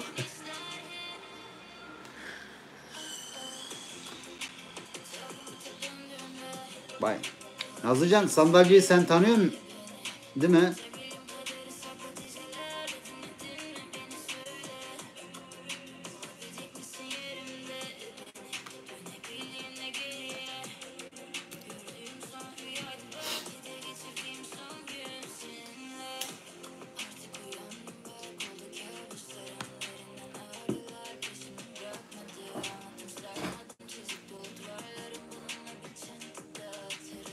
Aa, 20 beğeni vardı. Nasıl oynuyor diye düşer şimdi ya.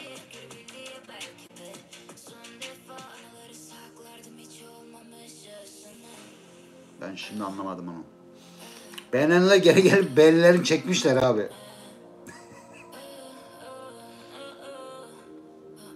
Noodles. Afiyet olsun. Şey mi? Acılı mıydı yoksa nasıl?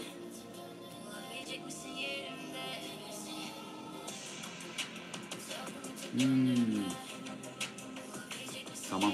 Yo, güzel. Cana yakın biri olarak geldi bakalım.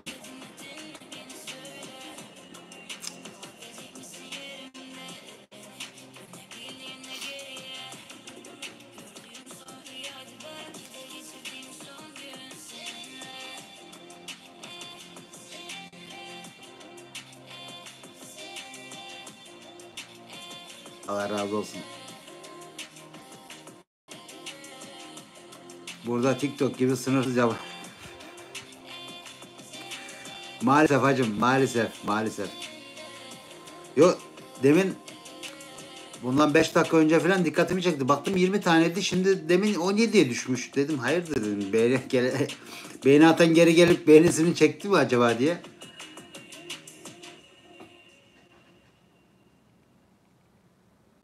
...22. Bende 19 gösteriyor şu anda.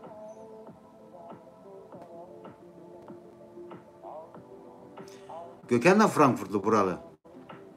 Ha memleketi. Vallahi bilmiyorum. Gökhan nerelisin?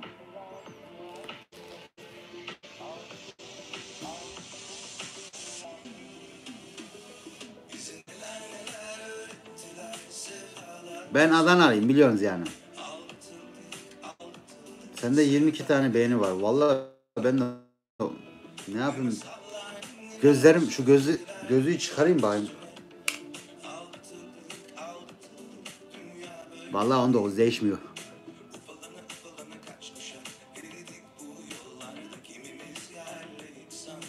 Arkadaşlar,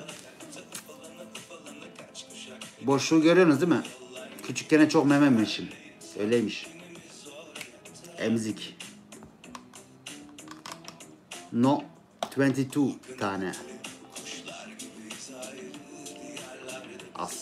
Aslen bilmiyorum gerçekten de.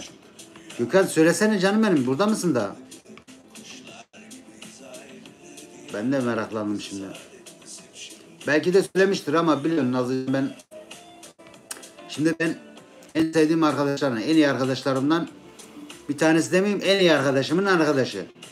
Çünkü bir tane Nazmi var. Nazlı. Hemen hemen aynı çağrıştırıyor. Nazmi'nin arkadaş, iş arkadaşı beraber. Galiba. Neyse, başka zaman sorarım ya, sıkıntı yok. Gözlük dedim, acaba yanlış mı görüyorum dedim. Abi 25, şimdi 25'e yüksel. Ana. XP bak yine geldin ha. Sağ ol, teşekkürler benim. Nazlıcan XP geldi. Beğeniler böyle yükseliyorsa acım XP.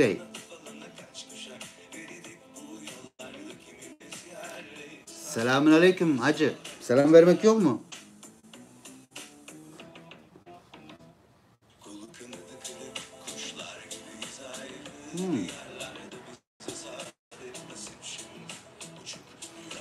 O da olabilir. Yani hoş görüyorum normal.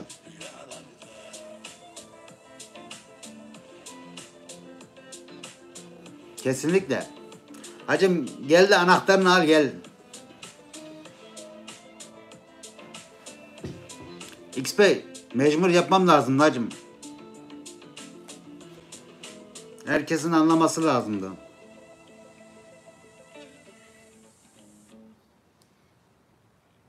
Ve yani bu belki de bir testti gençler.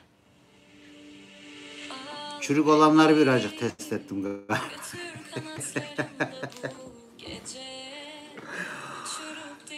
Bambi, o gün Bambi'yi ben banladım, gelemez artık. Nazlıcan. Bana diyor ki, sana diyor ayıracak bir dakikam bile yok diyor. Ya ben dedim ha öyle mi? Tamam o zaman dedim çöz.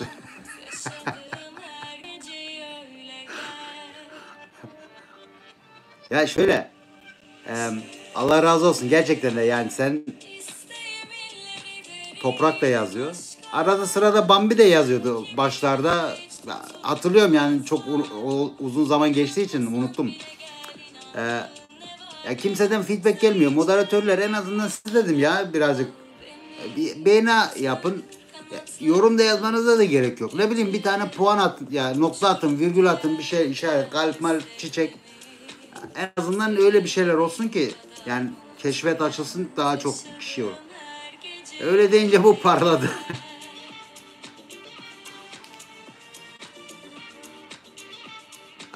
Allah razı olsun ya. Sağ ol, teşekkürler. İşte ya haklı değil miyim şimdi? Ben senden para istemedim. Arsa istemedim, ev istemedim, bir şey istemedim yani. Madem ki buraya geliyor, ortamda takılıyoruz, arkadaşız. Yani o desteğini de başka yerlerde de göster diye söyledim yani. Levent'e de söyledim. Yargı geldi ilk başta. Yargıya bayağı bir... Hepsinden de özür diliyorum. Yani kasıtlı yaptım ama kimsenin de kalbini incitmek istemedim. Yani onu söylemek isterim. Anlaşılmak istedim. Kimileri anladı, kimileri anlamadı. Ama benim gönlüm her zaman açık. Hadi. Sıkıntı yok.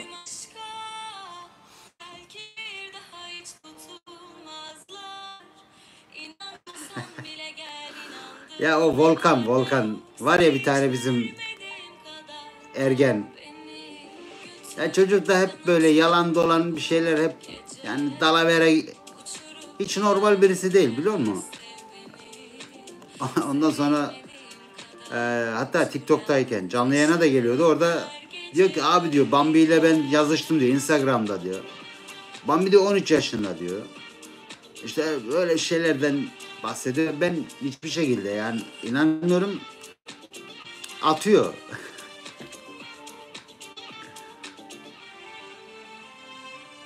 Ya şey yönden ne bileyim sert çıkıştıysam küfür müfür filan olayları ben arada sırada kendimi kaybedince hacım ne söylediğimi bilmiyorum valla.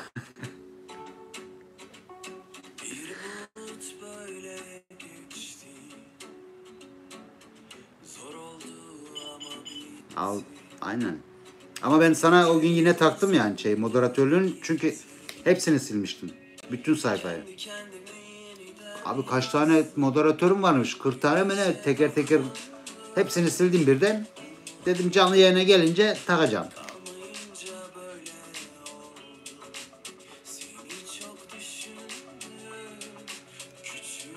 Takıntı yap. Olabilir Gökhan. Hoş geldin kardeşim. Yani de ben kendi haklılığımı böyle anlatarak savunuyorum yani. Değil mi? Ne güzel olur. Ben de sevinirim ya videolarımda. Ben hepsinde istemiyorum. Bütün videolara işte yorum yapın falan demiyorum yani. Arada sırada keşfetine de düşerse abi es geçme bir tane beğeni çak ne olacak ya? Yani moderatör olarak o görevi kendine biçmen gerekiyor aslında.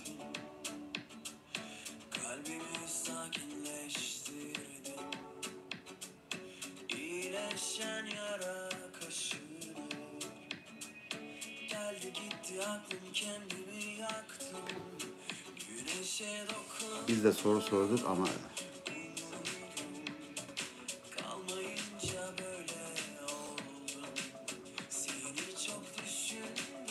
aynen Gökhan'cığım nerelisin sen? Merak ettik.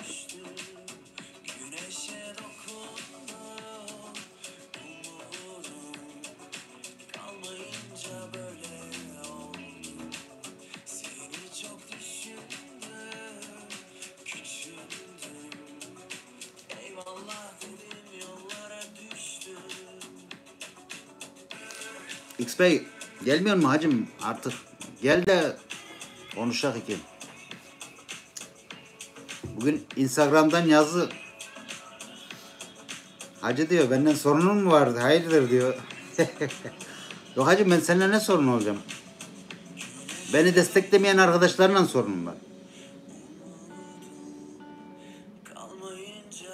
Arkadaş sen Arkadaş arkadaşı destekler hacım. Bak Gökhan yine takıldı. X Bey beni hariç diye. Ay Nazlıcan. Şimdi Gökhan'a memleketini sorunca adam düşüyor. O olsun size diyor.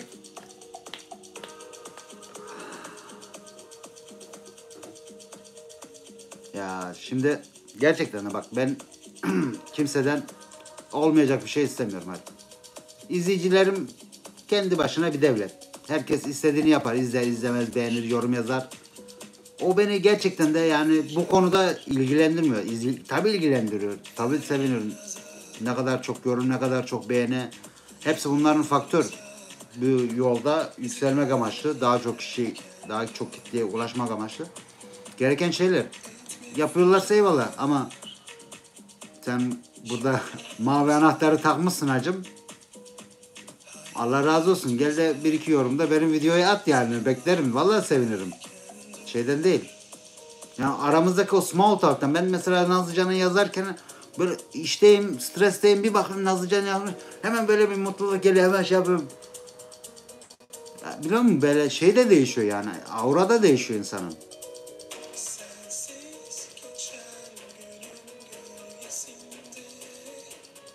Vallahi az buçuk yani birbirimizi tanıyoruz. Nazlıcan bu ışığın bir de karanlık yönü var ha.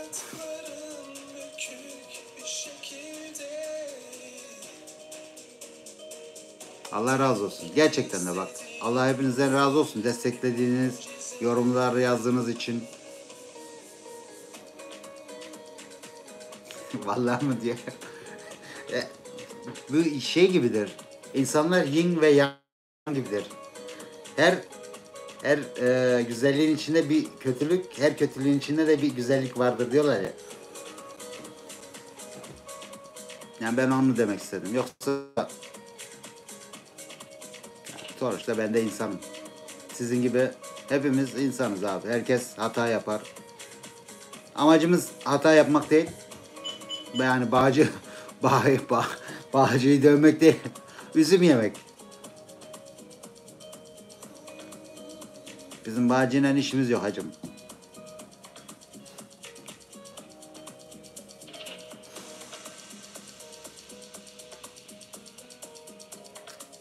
Vallahi güzel. Ya bu 6 kişi niye izleyip duruyor? Hacım niye katılmıyorsunuz chat'e? Bak Bambi, Volkan söyleyeyim mi? Yargı. Oğlum başka isim takın da gelin lan. Nereden bileceğim?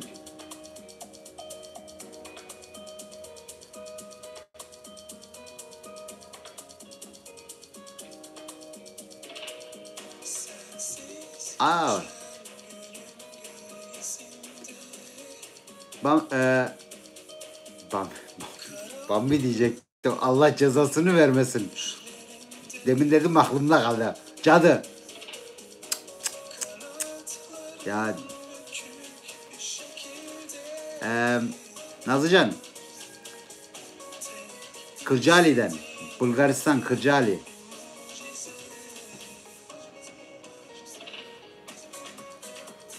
O Canay Yaray. Turkish flagı. Kırmızı beyazı severiz hacım. Hele bir de üzerinde aynen yıldız oldu mu ölürüz. Hem de.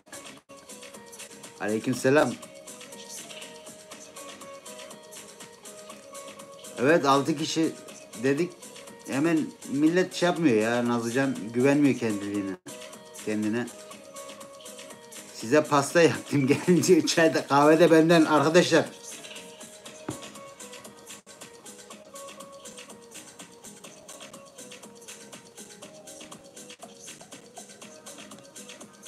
Hacım senin telefon eskimiş galiba, sen yeni bir telefon al. Ya gömücüye takıldık, bize masraf çıkarttı şimdi. Valla eğer alacaksın telefon bozuluysa bak 14 Pro Max, 14 Pro da iyi, güzel.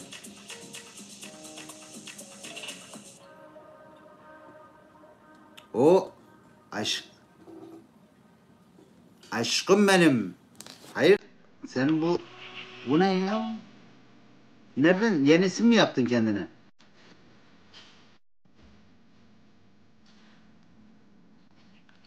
Vallahi biz de senden bahsediyorduk aşkım benim.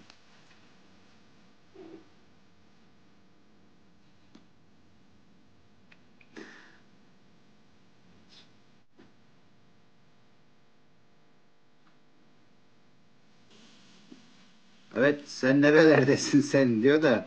Hacım eğer şey yapmak istiyorsan yani WhatsApp'tan da yazabilirdin. Telefonum şeyde.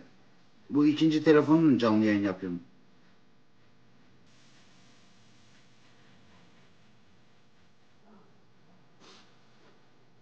İşte sıkıntı yazıyorsun bak Nazlıcan sesini duyamıyor.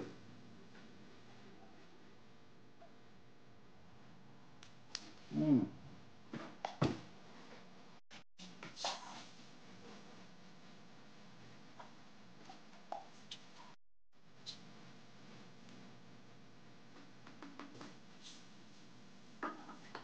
Valla bugün öyle bir börek yaptı ki ben de Emi Yasin'le parmaklarımızı yedik.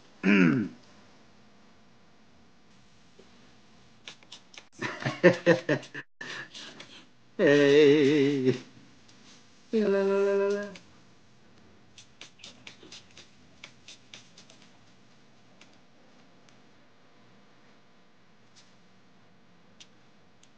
Evet ellerin dert görmesin. Bir tanem benim. O bak X Bey Allah aşkına ya şimdi hacım gelsene şuraya.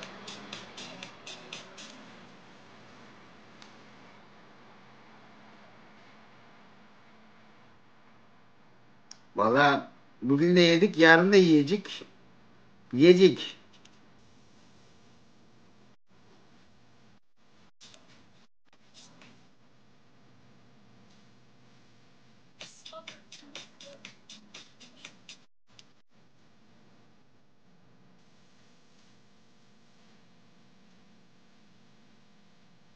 Ne anlıyorsanız evde. Sabah akşam evdesiniz hacım. Gidin birazcık gezin dışarıyı temiz hava alın. Çevreyi görün etrafı görün.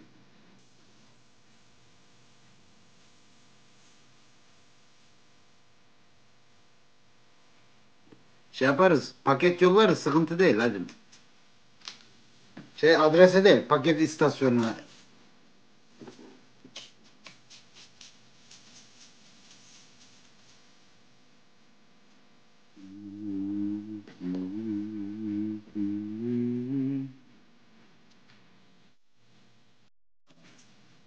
Nereye gidek abi diye. Hacım dur. Şşt, Gökhan'cığım eşim geldi şimdi. Cana yere karıştırma ya. Bir yere gitmiyorsun. Ha ben şeye gideceğim doğru. Darmstadt'a gidelim biz. Darmstadt'taki atölye.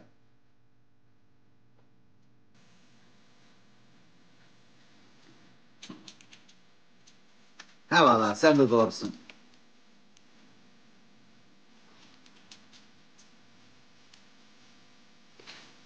Çapak Nazmi'yi de bak gidelim. O da gelsin. Üçümüz ondan sonra video çeker kardeşim. Vallahi bak. Siz kamerayı falan siz.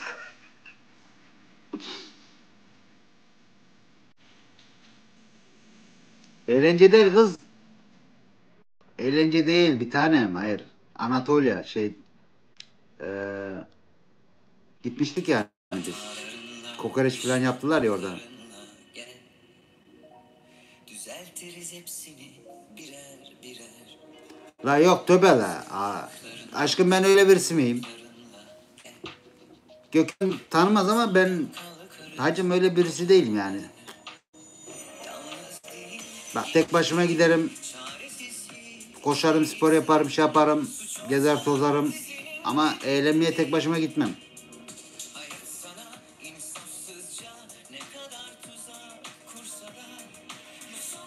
Biz ancak lezzet peşindeyiz hacım.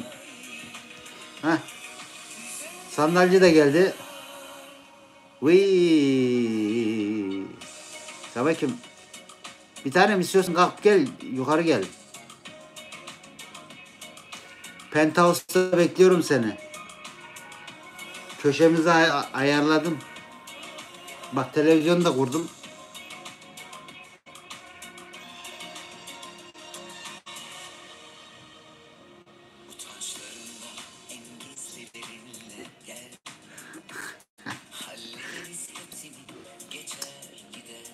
Şimdi hacım evi de böyle güzel eşi olunca insanın yani ruhu da yüzü de güzel olunca bir yere gitmek istemiyor.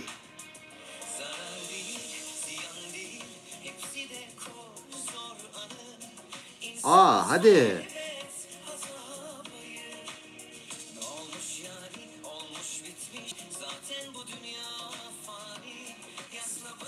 Ha, zaten şampiyonuz hacım diyor. Eğlenceye yalnız tek gidilmez. Eğlenceye grup olacak.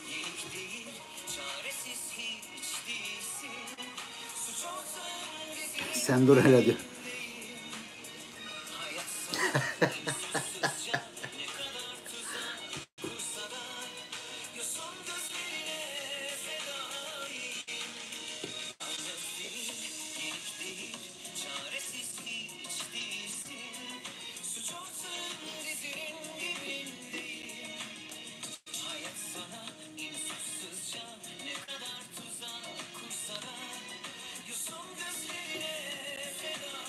Şatsim, sana mavi anahtarı takayım mı? Bu amaçlı mıydı ya, böyle selam verip gitme amaçlı mıydı, yoksa böyle takılacaksın mı?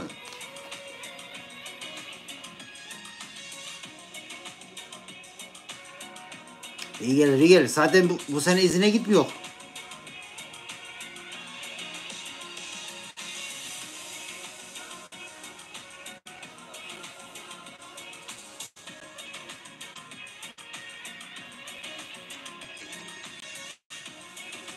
Tamam.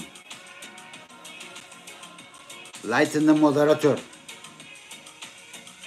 Şimdi 3 tane oldu. XP'de gelirse 4 olacak.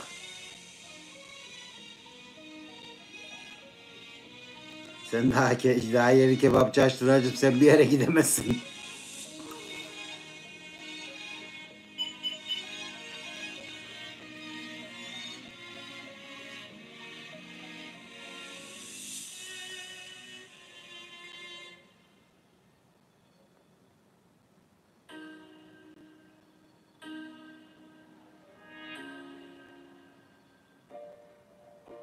Eşime.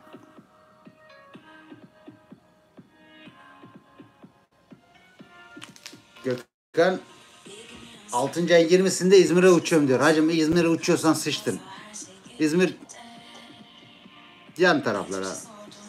Kuzeye ya da güneye doğru kaçacağız. Oralar güzel. İzmir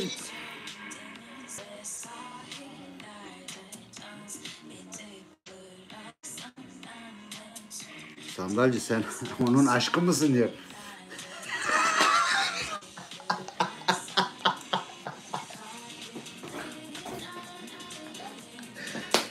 Bir de aşkım dedim. Niye hemen lafın üstüne zıplıyorsun?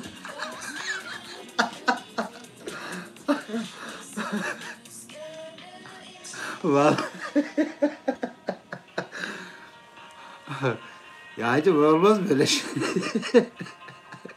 Ama gerçekten ben Sandalcı'ya hak veriyorum. Bazen ben de karıştırıyorum hatlarını falan.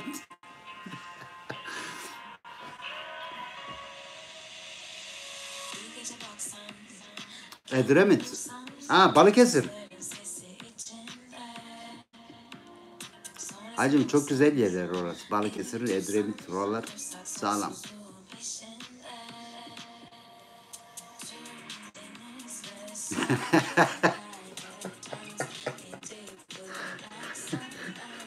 Olur, tamam hacım. Neyse. Adam işinde gücünde bize mi dikkat edecek, içine mi dikkat edecek? Yanlış anlaşmalar oluyor bu aralarda. O sırada.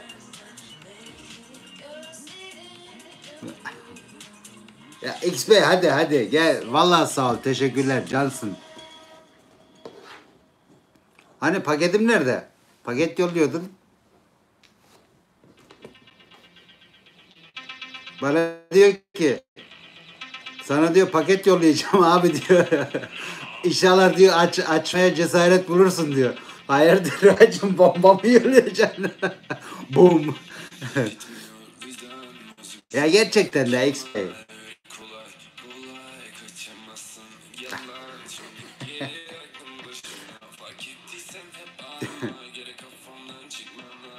Dedim dedim paket istasyonu var dedim onlara adresini veririm dedim.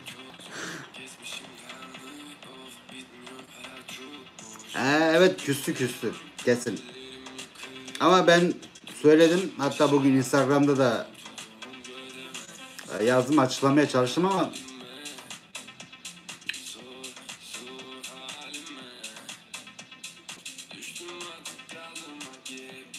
evet paket servis var hacım.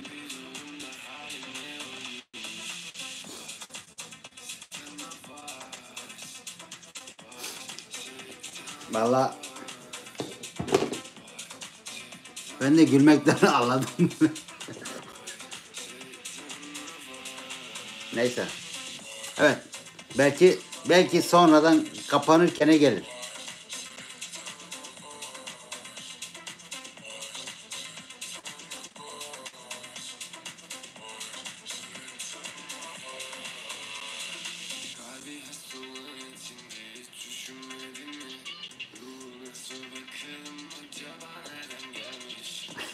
Yolla baba.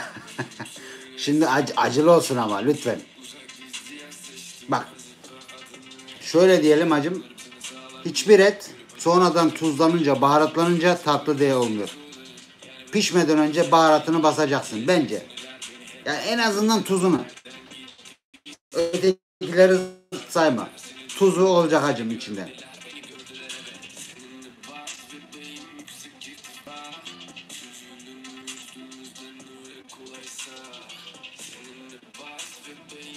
Nazlıcan sağ ol teşekkürler.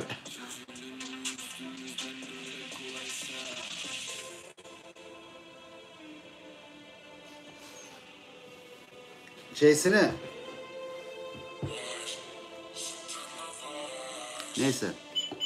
Bazen kendimi o şeylere çektiriyorum biliyor musun?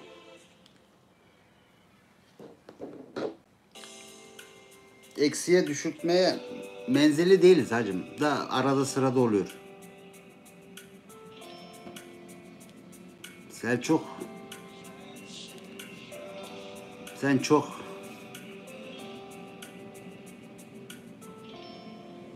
Vallahi hacım direkt ben gömdü yani Nazlıcan. Muhtemelen o volkandı.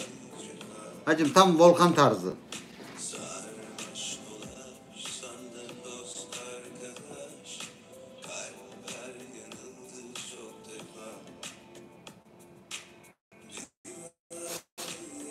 Hacı ben yüklemişim lan. Bu bağlantılı. O nereye bağlantı? Sen nereye bağlasın hacım? Hepsi benim. Allah.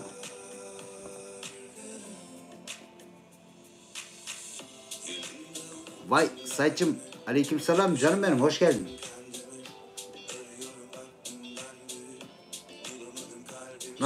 Nasılsın? Evet. Frankfurtlu ikinci Frankfurtlu chatte. Pardon. Dördüncü. Eşim ben. Gökhan ve Said. Arkadaş Said'cim sen Köln'den mi taşınmıştın? Değil mi?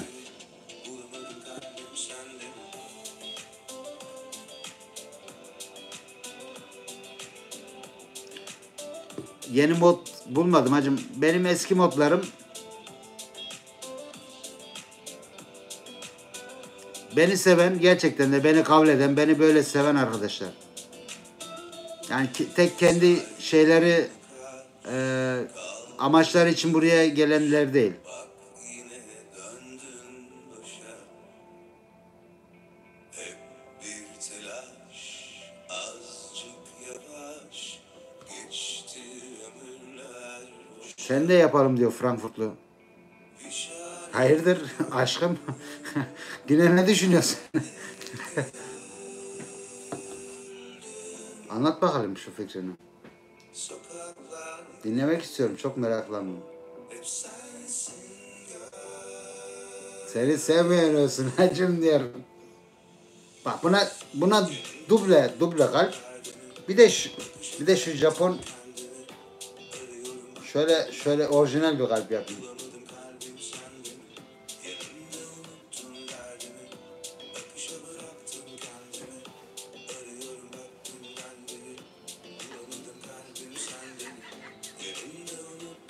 Ahey ahey.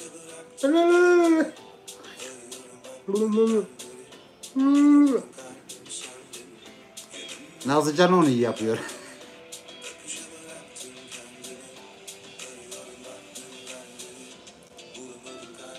Ya bir şey olmasın kardeşim ya. Da bana da zararlar dokunmasın. Le le le le le le. Aynen eşim de söylüyor. Le le le le le.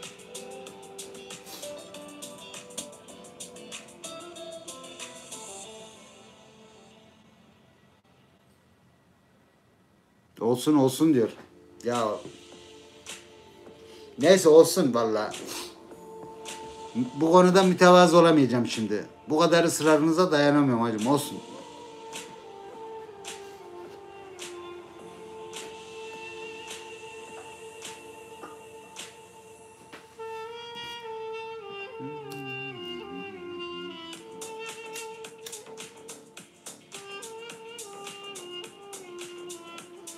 Arkadaşlar istek yok mu? Şarkılar güzel, hoşunuza gidiyor. Hiç böyle şarkı abi değiştir şu filan.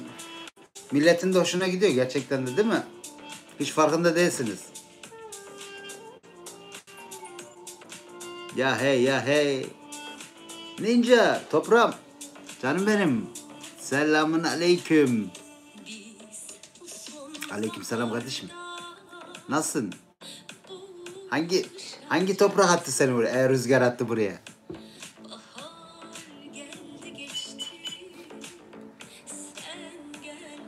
Eğer özel isteğiniz falan olursa yani yazabilirsiniz de.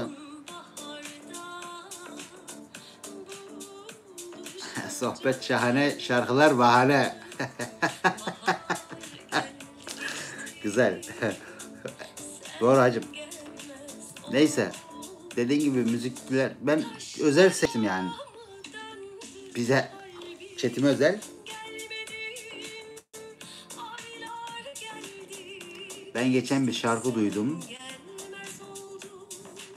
Sohbetten anlamıyoruz. Diyor. Havai fişek atıyorlar. Ben de gök gürülüyor sanırım.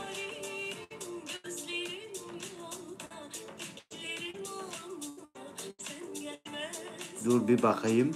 Kimdi? Çok beğendim.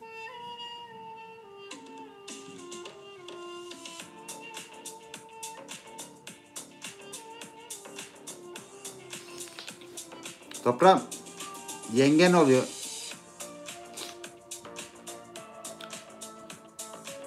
Evet. O da katıldı şimdi. Ben yengen Toprak. Yok canım Toprak kendi haline hiç kimseye bir şey olmaz. Zararı yok ya. Çocuğun vallahi bak. Helal olsun.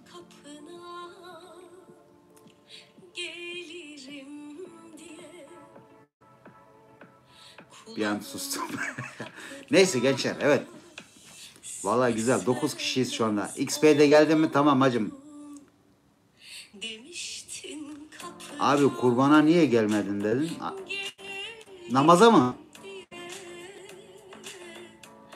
Hacım o gün ben acayip geç kalktım. Sabaha kadar canlı yayında görmedin mi? Arefe günü ben kaçta? 3'e kadar mı filan herhalde.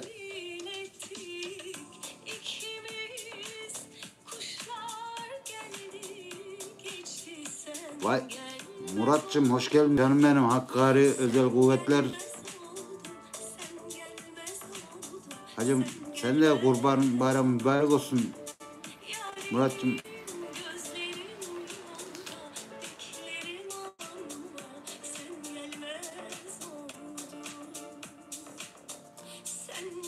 Kubilay Karaca gel artık diyor. Kubilay Karaca. Kubilay Karaca.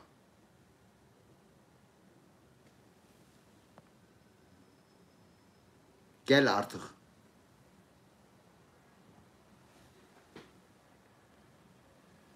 Evet. XP artık sana şarkı bak görüyor musun? Gel artık gel. Elde var hüzün bu kaçanca sürgün. Devrilsin boyun posun. Yerle bir olsun hükmün. Yaksan yıksan ne olur. Ne kadar cürmün. Zararın ancak kendi. Aleykümselam ve aleykümselam Murat. Ata senin de bayram mübarek olsun. Nazcan ilk kez duydum abim ama çoktandır varmış. Git başımdan lütfen git başımdan. Başını dinlemedim de. Tekrardan. Elde var hüzün bu kaçanca sürgün. Devrilsin boyun posun. Yerle bir olsun hükmün. Yaksan yıksan ne olur. Ne kadar cürmün. Zararın anca kendine benim için külsün. Git başımdan lütfen git başımdan. Seviyorum hala tekrar sana inanamam.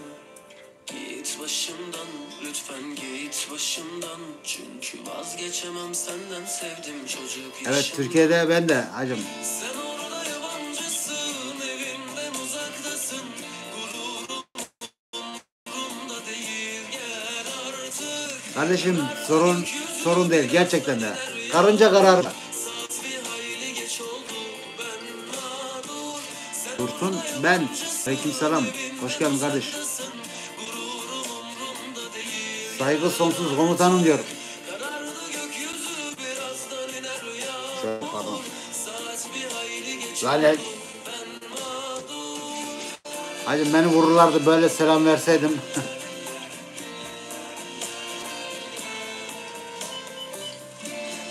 Evet hacım Instagram var.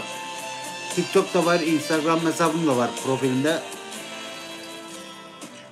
Elde var hüzün bu kaçanca sürgün. Devrilsin boyun Yani bizim kız da öyle bir şey seçti ki. yaksan yıksan ne olur. Ne kadar Sefacan hoş geldin. zararın anca kendine benim için külsün. Git başımdan lütfen git başımdan. Oğlum ağzına sıçacaktı iyi ki. Tekrar sana inan. Böyle bir daha faka basılmaz. Canından olursun oğlum. Orası Türkiye. Bak adamı kurşunlarlar. Vazgeçemem Dikkat et. senden sevdim Salak. çocuk yaşımda. Sen orada yabancısın, evimden uzaktasın. Eyvallah canım benim. Beklerim.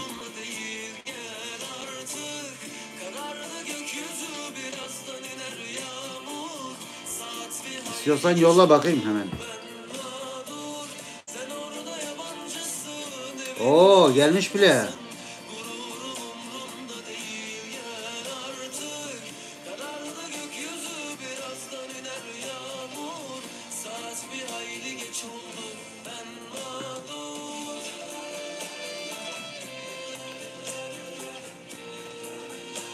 XP yazmış ki.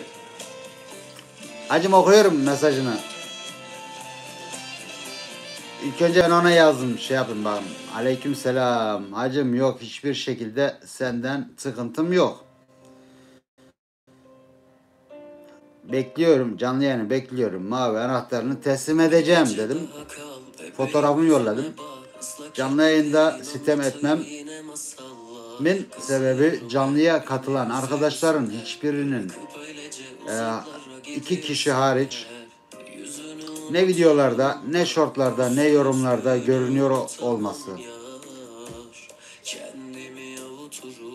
Birçoğu da ona yani birçoğunda onu moralim ona bozuldu diye öyle yazdım. O da bana yazıyor ki hayır abi kırgınlık yok. değerlisin. Ben zaten moderatörlük için gelmiyorum.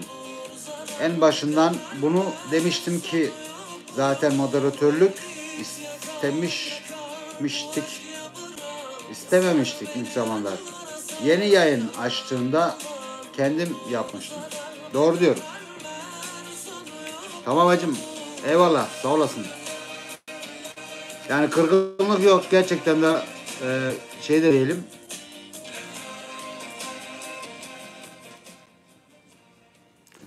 Lan uyarı geldi. Anasını satayım. Oğlum Nazlıcan gördün mü?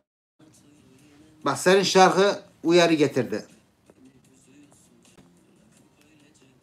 Hacım bana böyle şey ya bu ne ya? Allah Allah.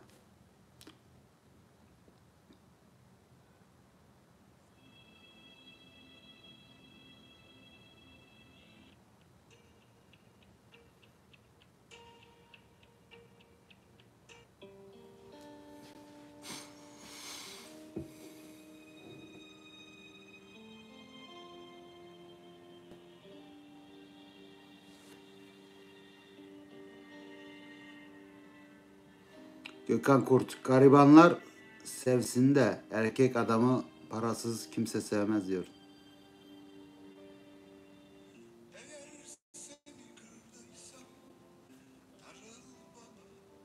Kim gidiyor ya?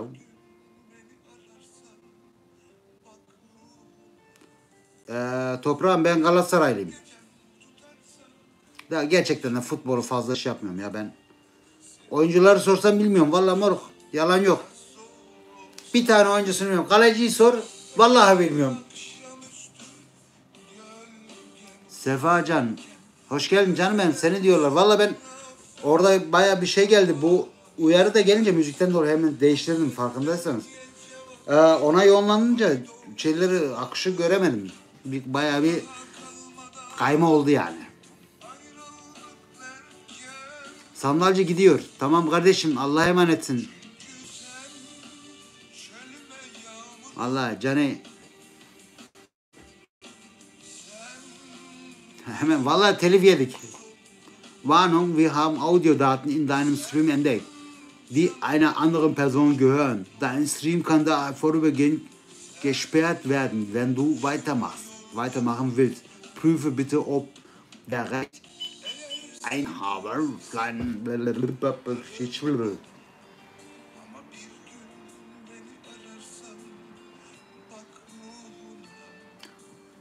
Gece hayatı hacım yani eğlence güzel. Yani istediğin her şey var burada. Gece hayatı güzel hacım. Paran varsa güzel. Türkiye'de bence daha güzel.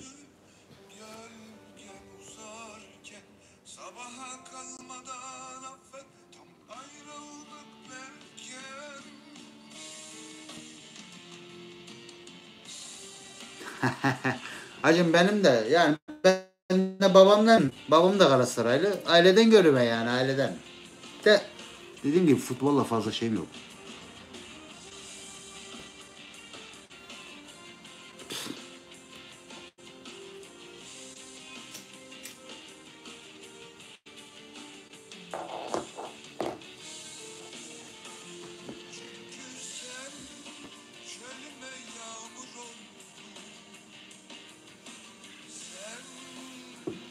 Aynen hacım öyle şeyleri sorup durma. Burası o sorulara cevap verecek bir yer değil. Eğer başka kanallara giriyorsan orada sorabilirsin. Böyle tür sorulara cevabımız yok. Başka bir bildireceğin, soracağın ya da şey yoksa kardeş.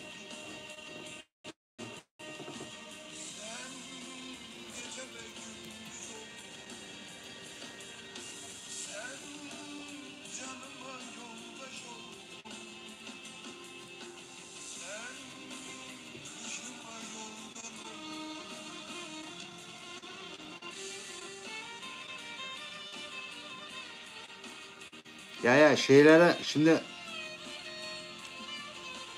bu soruları biliyorsun. Böyle başlar ondan sonra başka yerde biter. O yüzden direktmen başta Biz sınırımızı çekelim de kırmızı çizgimizi. Kimse ileriye gitmesin.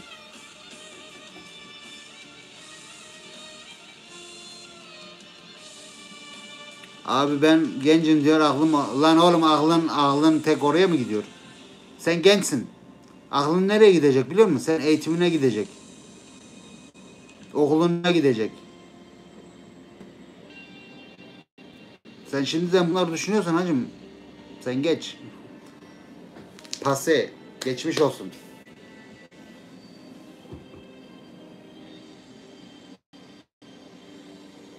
Ha bir de şimdi Almanya'da şeyi soruyorsun. Buradaki olay, Almanya'daki olay sana ne kardeşim? Zaten burada değilsin. İlgilendirmiyor. Orada açık olsun, olmasın. Yani ben anlamadım yani ne manayla bu soruyu soruyorsun burada.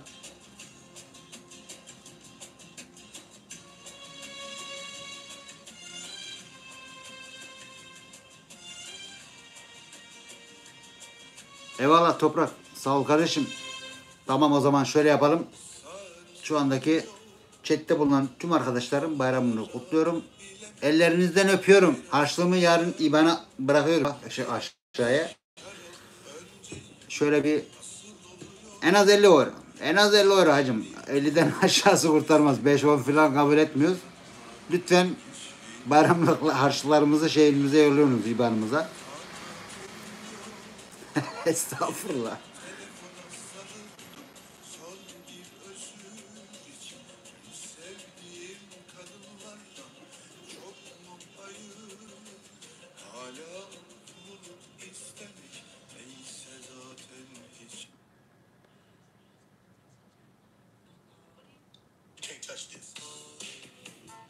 Evet.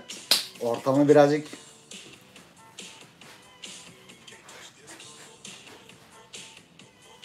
yumuşatalım hacım.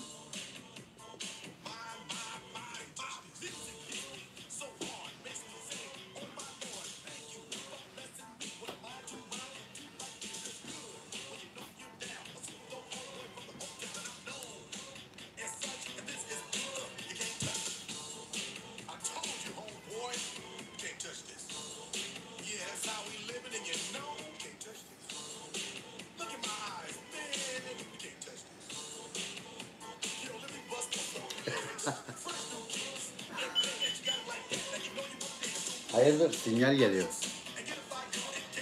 Ben koyamayız.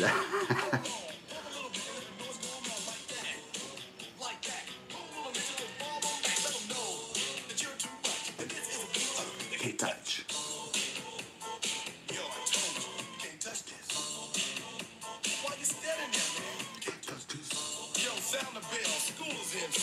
Can't touch this.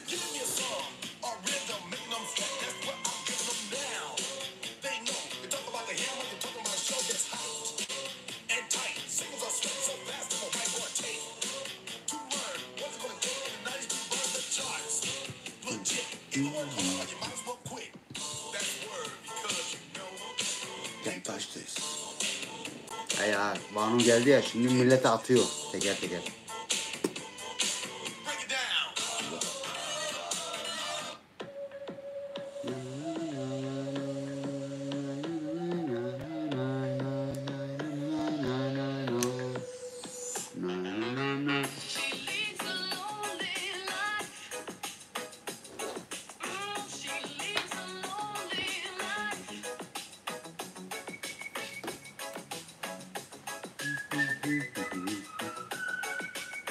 Gökhan'cığım Allah'a emanetsin kardeşim.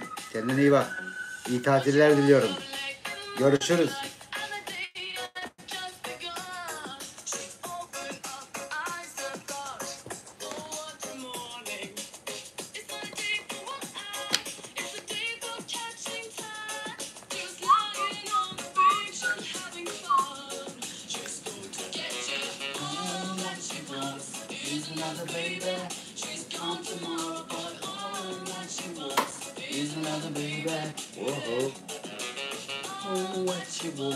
Is another baby. She's come tomorrow, but all that she wants is another baby.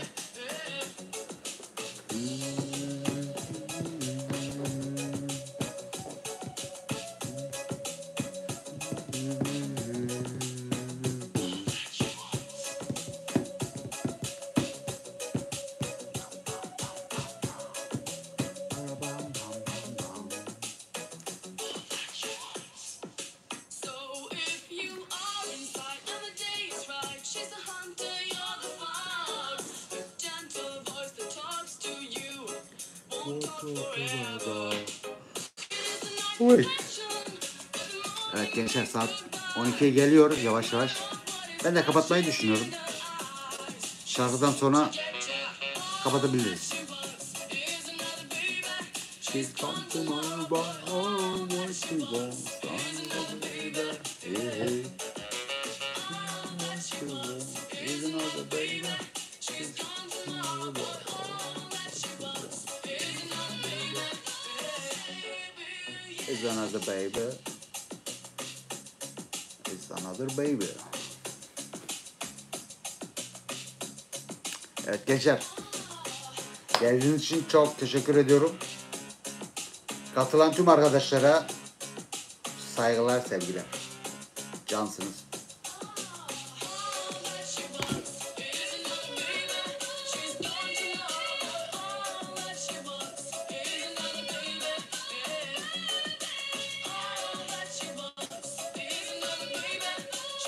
Dizi izlemiyorum Gökhan.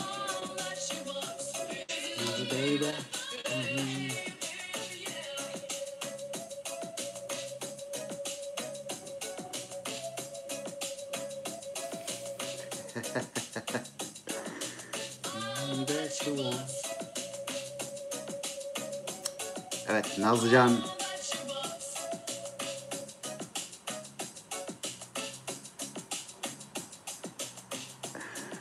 Evet, şarkımız da bitti. Oh,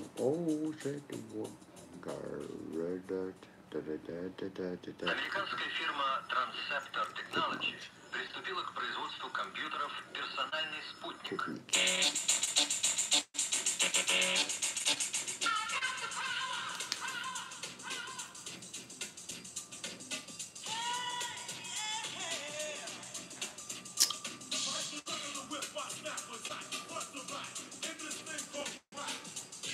Valla ben dizimizi izlemiyorum.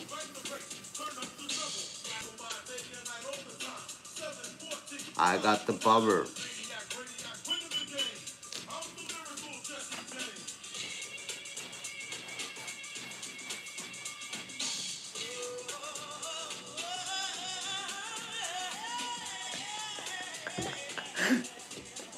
Oops.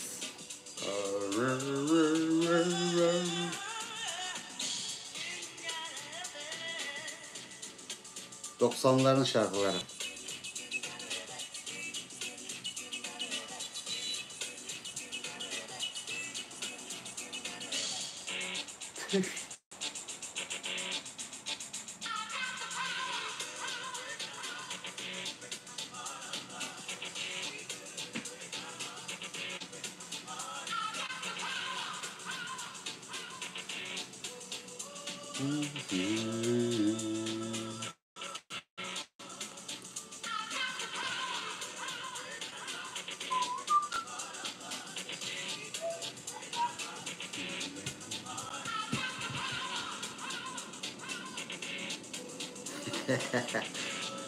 Valla hiçbir şey anlamıyorum dediğinizden dizilere de bakmıyorum. O kadar zamanım yok yani diziye bakacak. Bir de ben dizi izledikçe böyle bağımlılık yapıyor ya. Bağımlı olmayı sevmiyorum hacım. O yüzden izlemiyorum dizileri.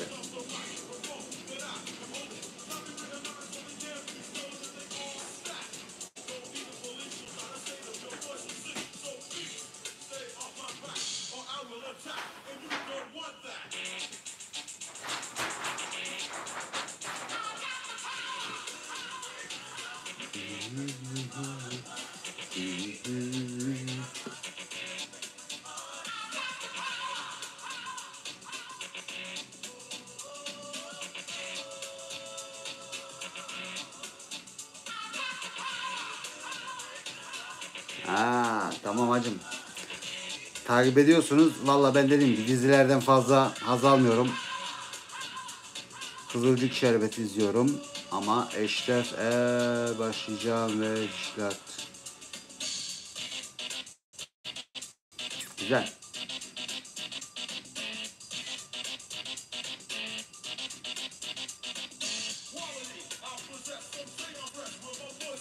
Toprak teşekkürler canım benim. Allah razı olsun kardeşim. Biz de senin bayramını kutluyoruz. O yanaklarından öpüyorum ben senin. Tombul diyecektim ya. Tombul yanaklar nereden? Neyse. Kardeşim Allah razı olsun. Teşekkürler. Senin de bayram kutlu olsun.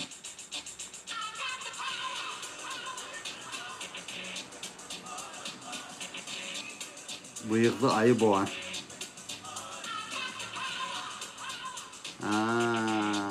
Vallahi ben para versem bakmam dizilere. Vallahi bak.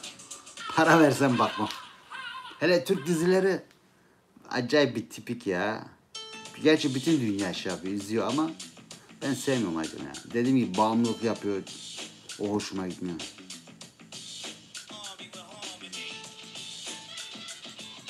Onun yaşı biraz genç değil mi diyor. Vallahi demek ki adamlar şeyini bile biliyor. O figüranların benim haberim yok. OPP.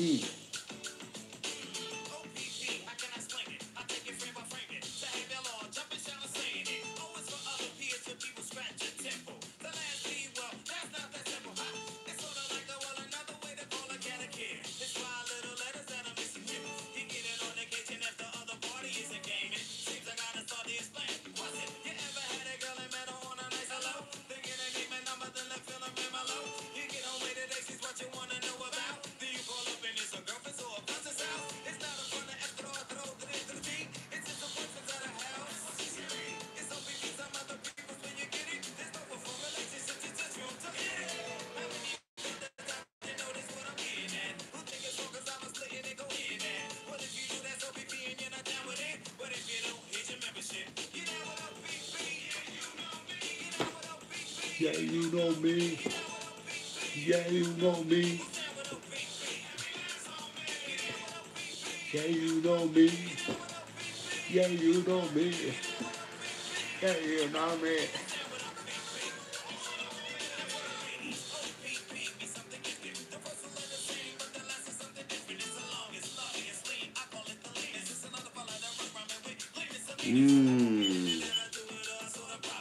Bence dizi izliyorsanız YouTube'dan direkt en pratik yöntem. Tak tak tak reklamsız şudur budur ama bekleyeceğin sadece bir hafta ve bütün şeyi hemen hafta sonu halledeceğim.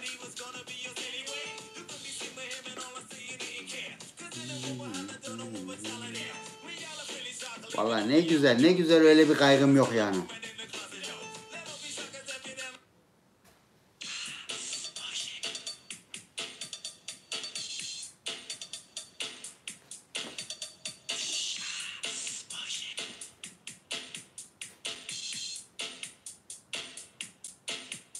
Salt and pepper. Pepper. Salt and pepper.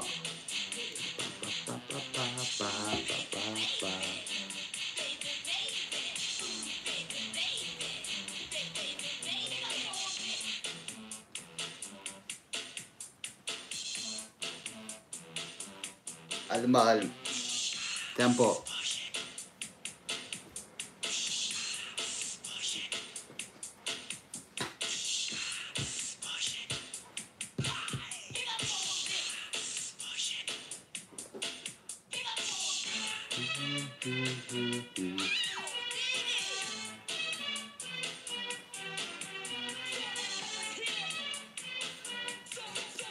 Talk.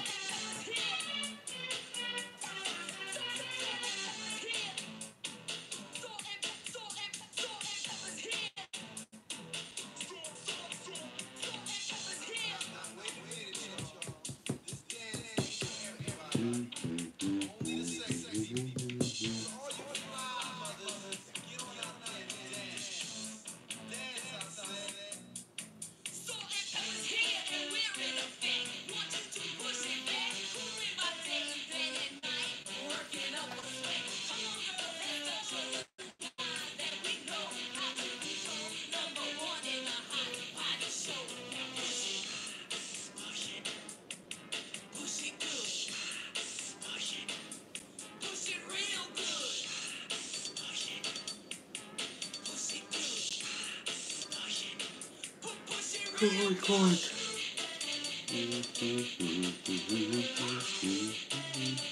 What's up what? Ya yapmayın ya. Baby baby, the baby baby, ooh baby baby, the baby baby.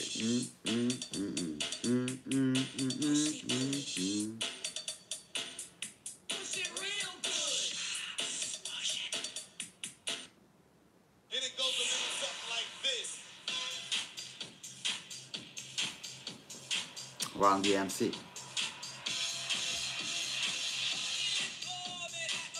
Allah Allah, ben sana şifremi yazarım diyor, numaramı.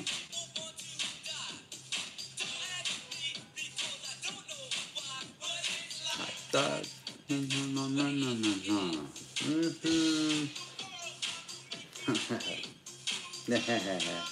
nasıl olacak, evet?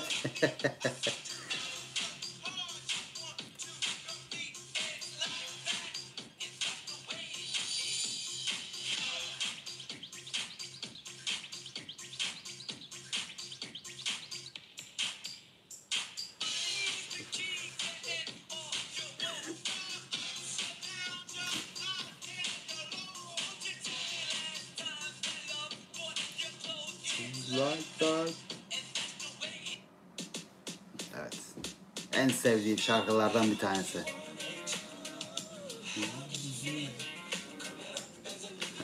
Bu şarkının şeysini İngilizce dersinde bizim hocaya sormuştum. Was bedeutet? How do you want it? Wie möchtest du? Wie willst du haben? Falan diyordu. Und die dachte, ich meinte das wirklich ernst. Ich wusste doch halt, was das bedeutet.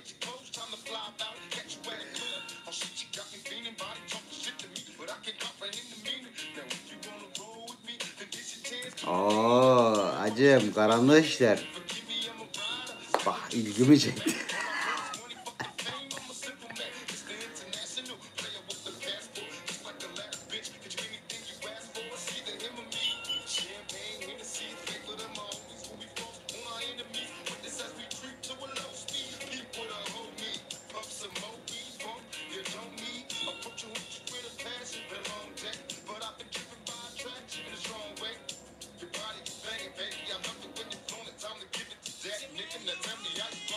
How do you want it? How do you feel?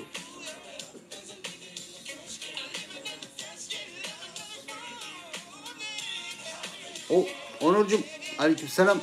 Hoş geldin yeğenim. Vay vay vay baba. Ne haber? Hemen.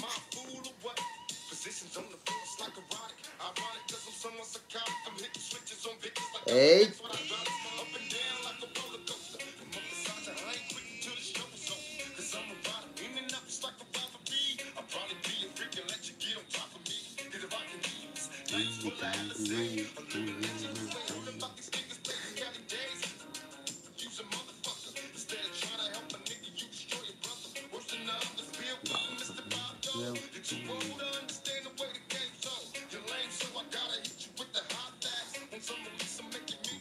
Not that.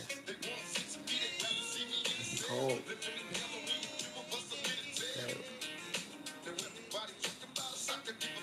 İyiyim abi, yeni geldim. Ha, tamam, memleketten memlekete geldin, okey. Nasıl, yollar iyi miydi?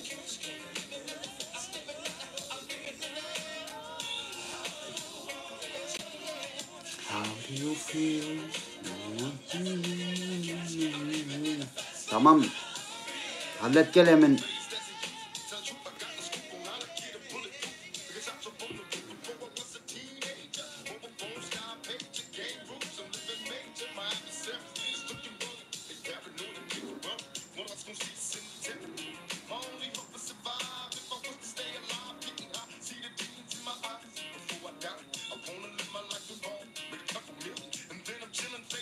İyi, çok şükür ya.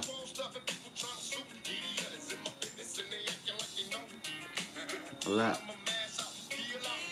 çalışıyor yani. Gerçi pazar muhtemelen evdesin.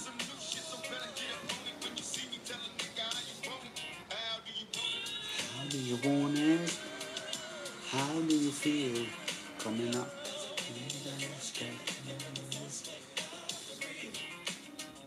How do you want it? How do you feel?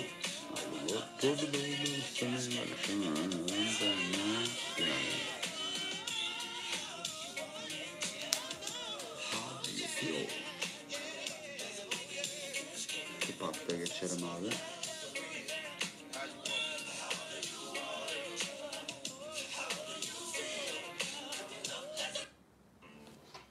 Sweet Like Chocolate Radio Edition. Hatırlayacaksınız bakalım şarkıyı.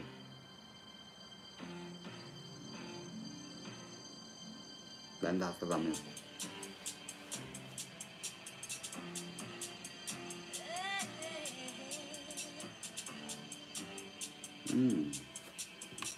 Tıpçık bapçık tıpçık bapçık.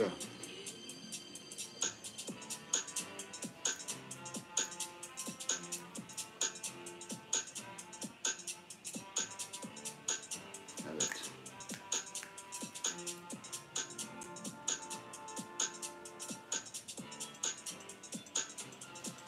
Güzel, sağlam.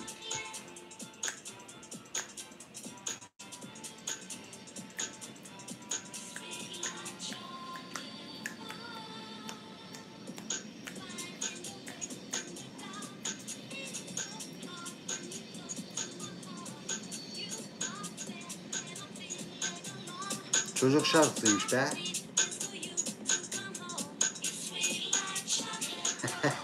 Hacım daha gece benim için yeni başlıyor.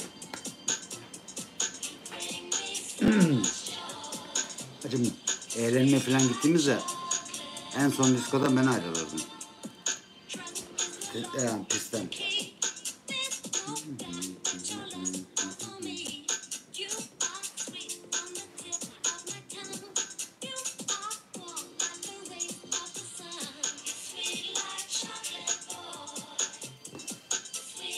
Hypnotize. LL Cool J. 9. This is Notorious B.I.G. Chris Cross.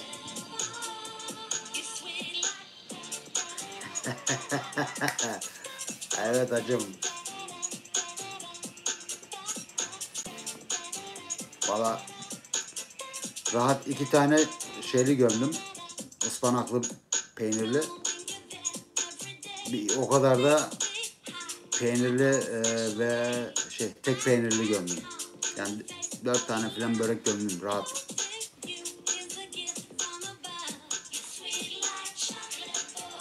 Aynen. Bak gerçekten de bu hamur işi çabuk enerji falan sağlamak için. Koşan maraton koşan adamlar bile ekmek falan yiyorlar ki çabuk enerji yapsın diye, ama ekmeğin sıkıntısı enerjiyi hemen veriyor. O enerji de birdenbire boşalıyor, bitiyor. Fos. O şeyden birdenbire düşüyorsun abi. Şekerini falan düşürüyor. O çok kötü.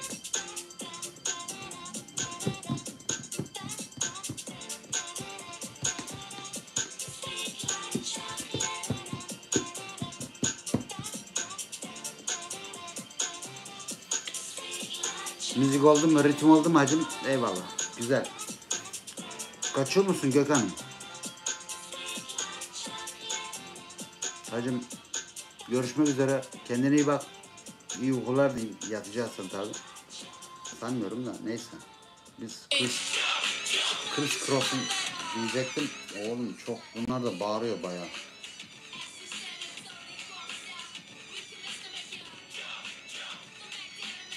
Fenası Kerim. Seni de ben fenası. Git lan. Yarrak.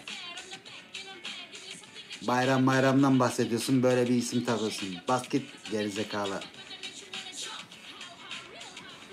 Manyak.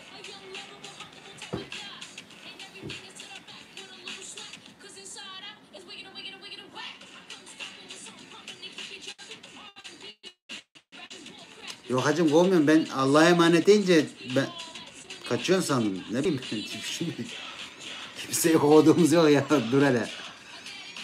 Daha karpuz keseceğiz.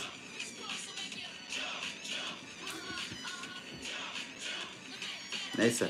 Arkadaş bak bu şarkıya acayip bir Gökhan dinle dostum.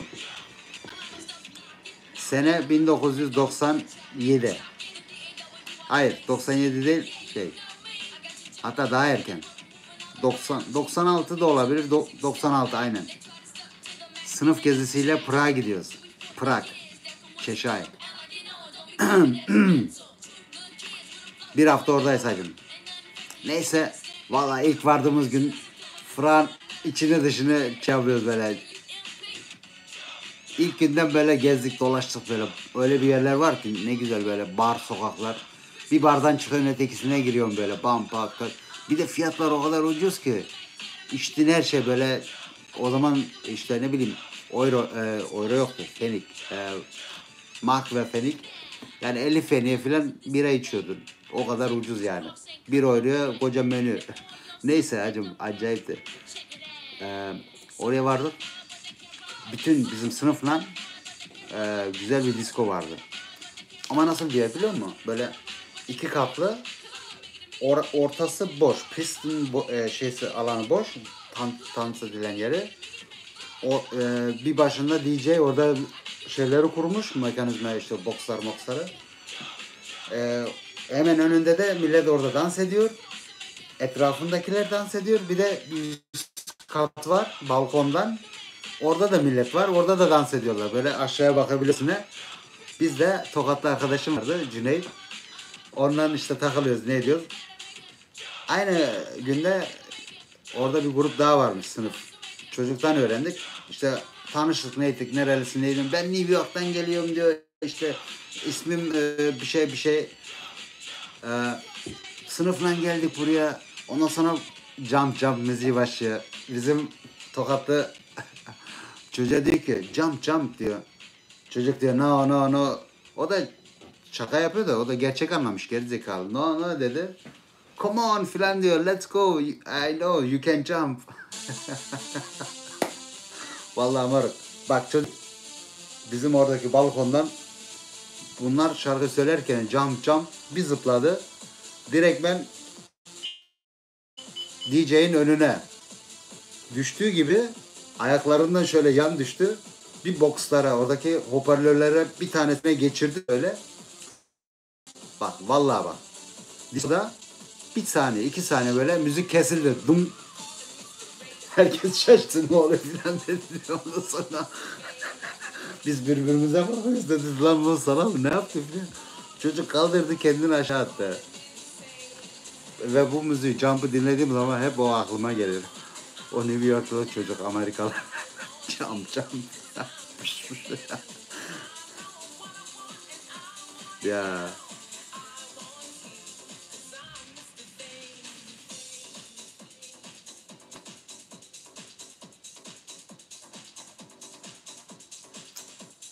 Aynen yakın ya Çeşay.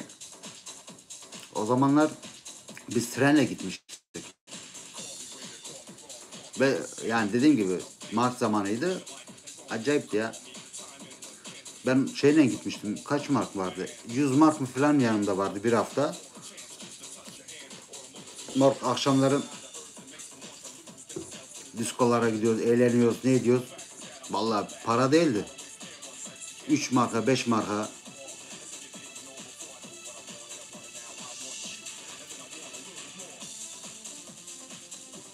Vay be.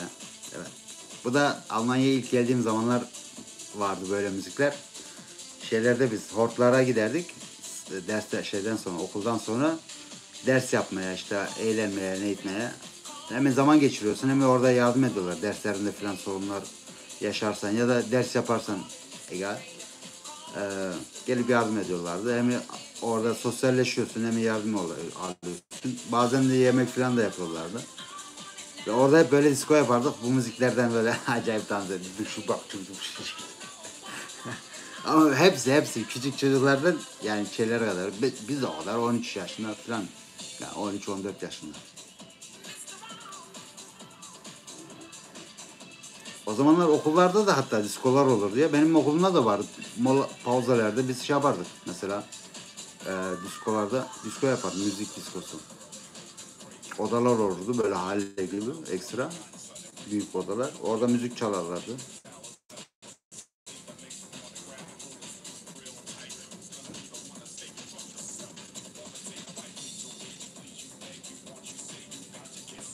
Vallahi bak.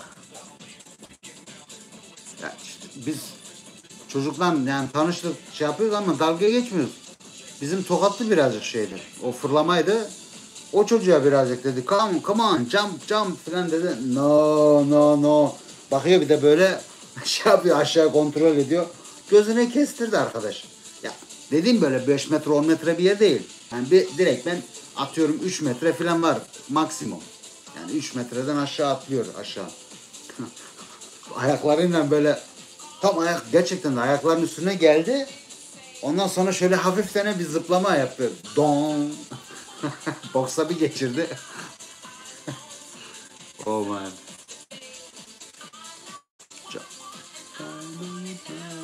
I want you 'cause I'm Mr. Rain.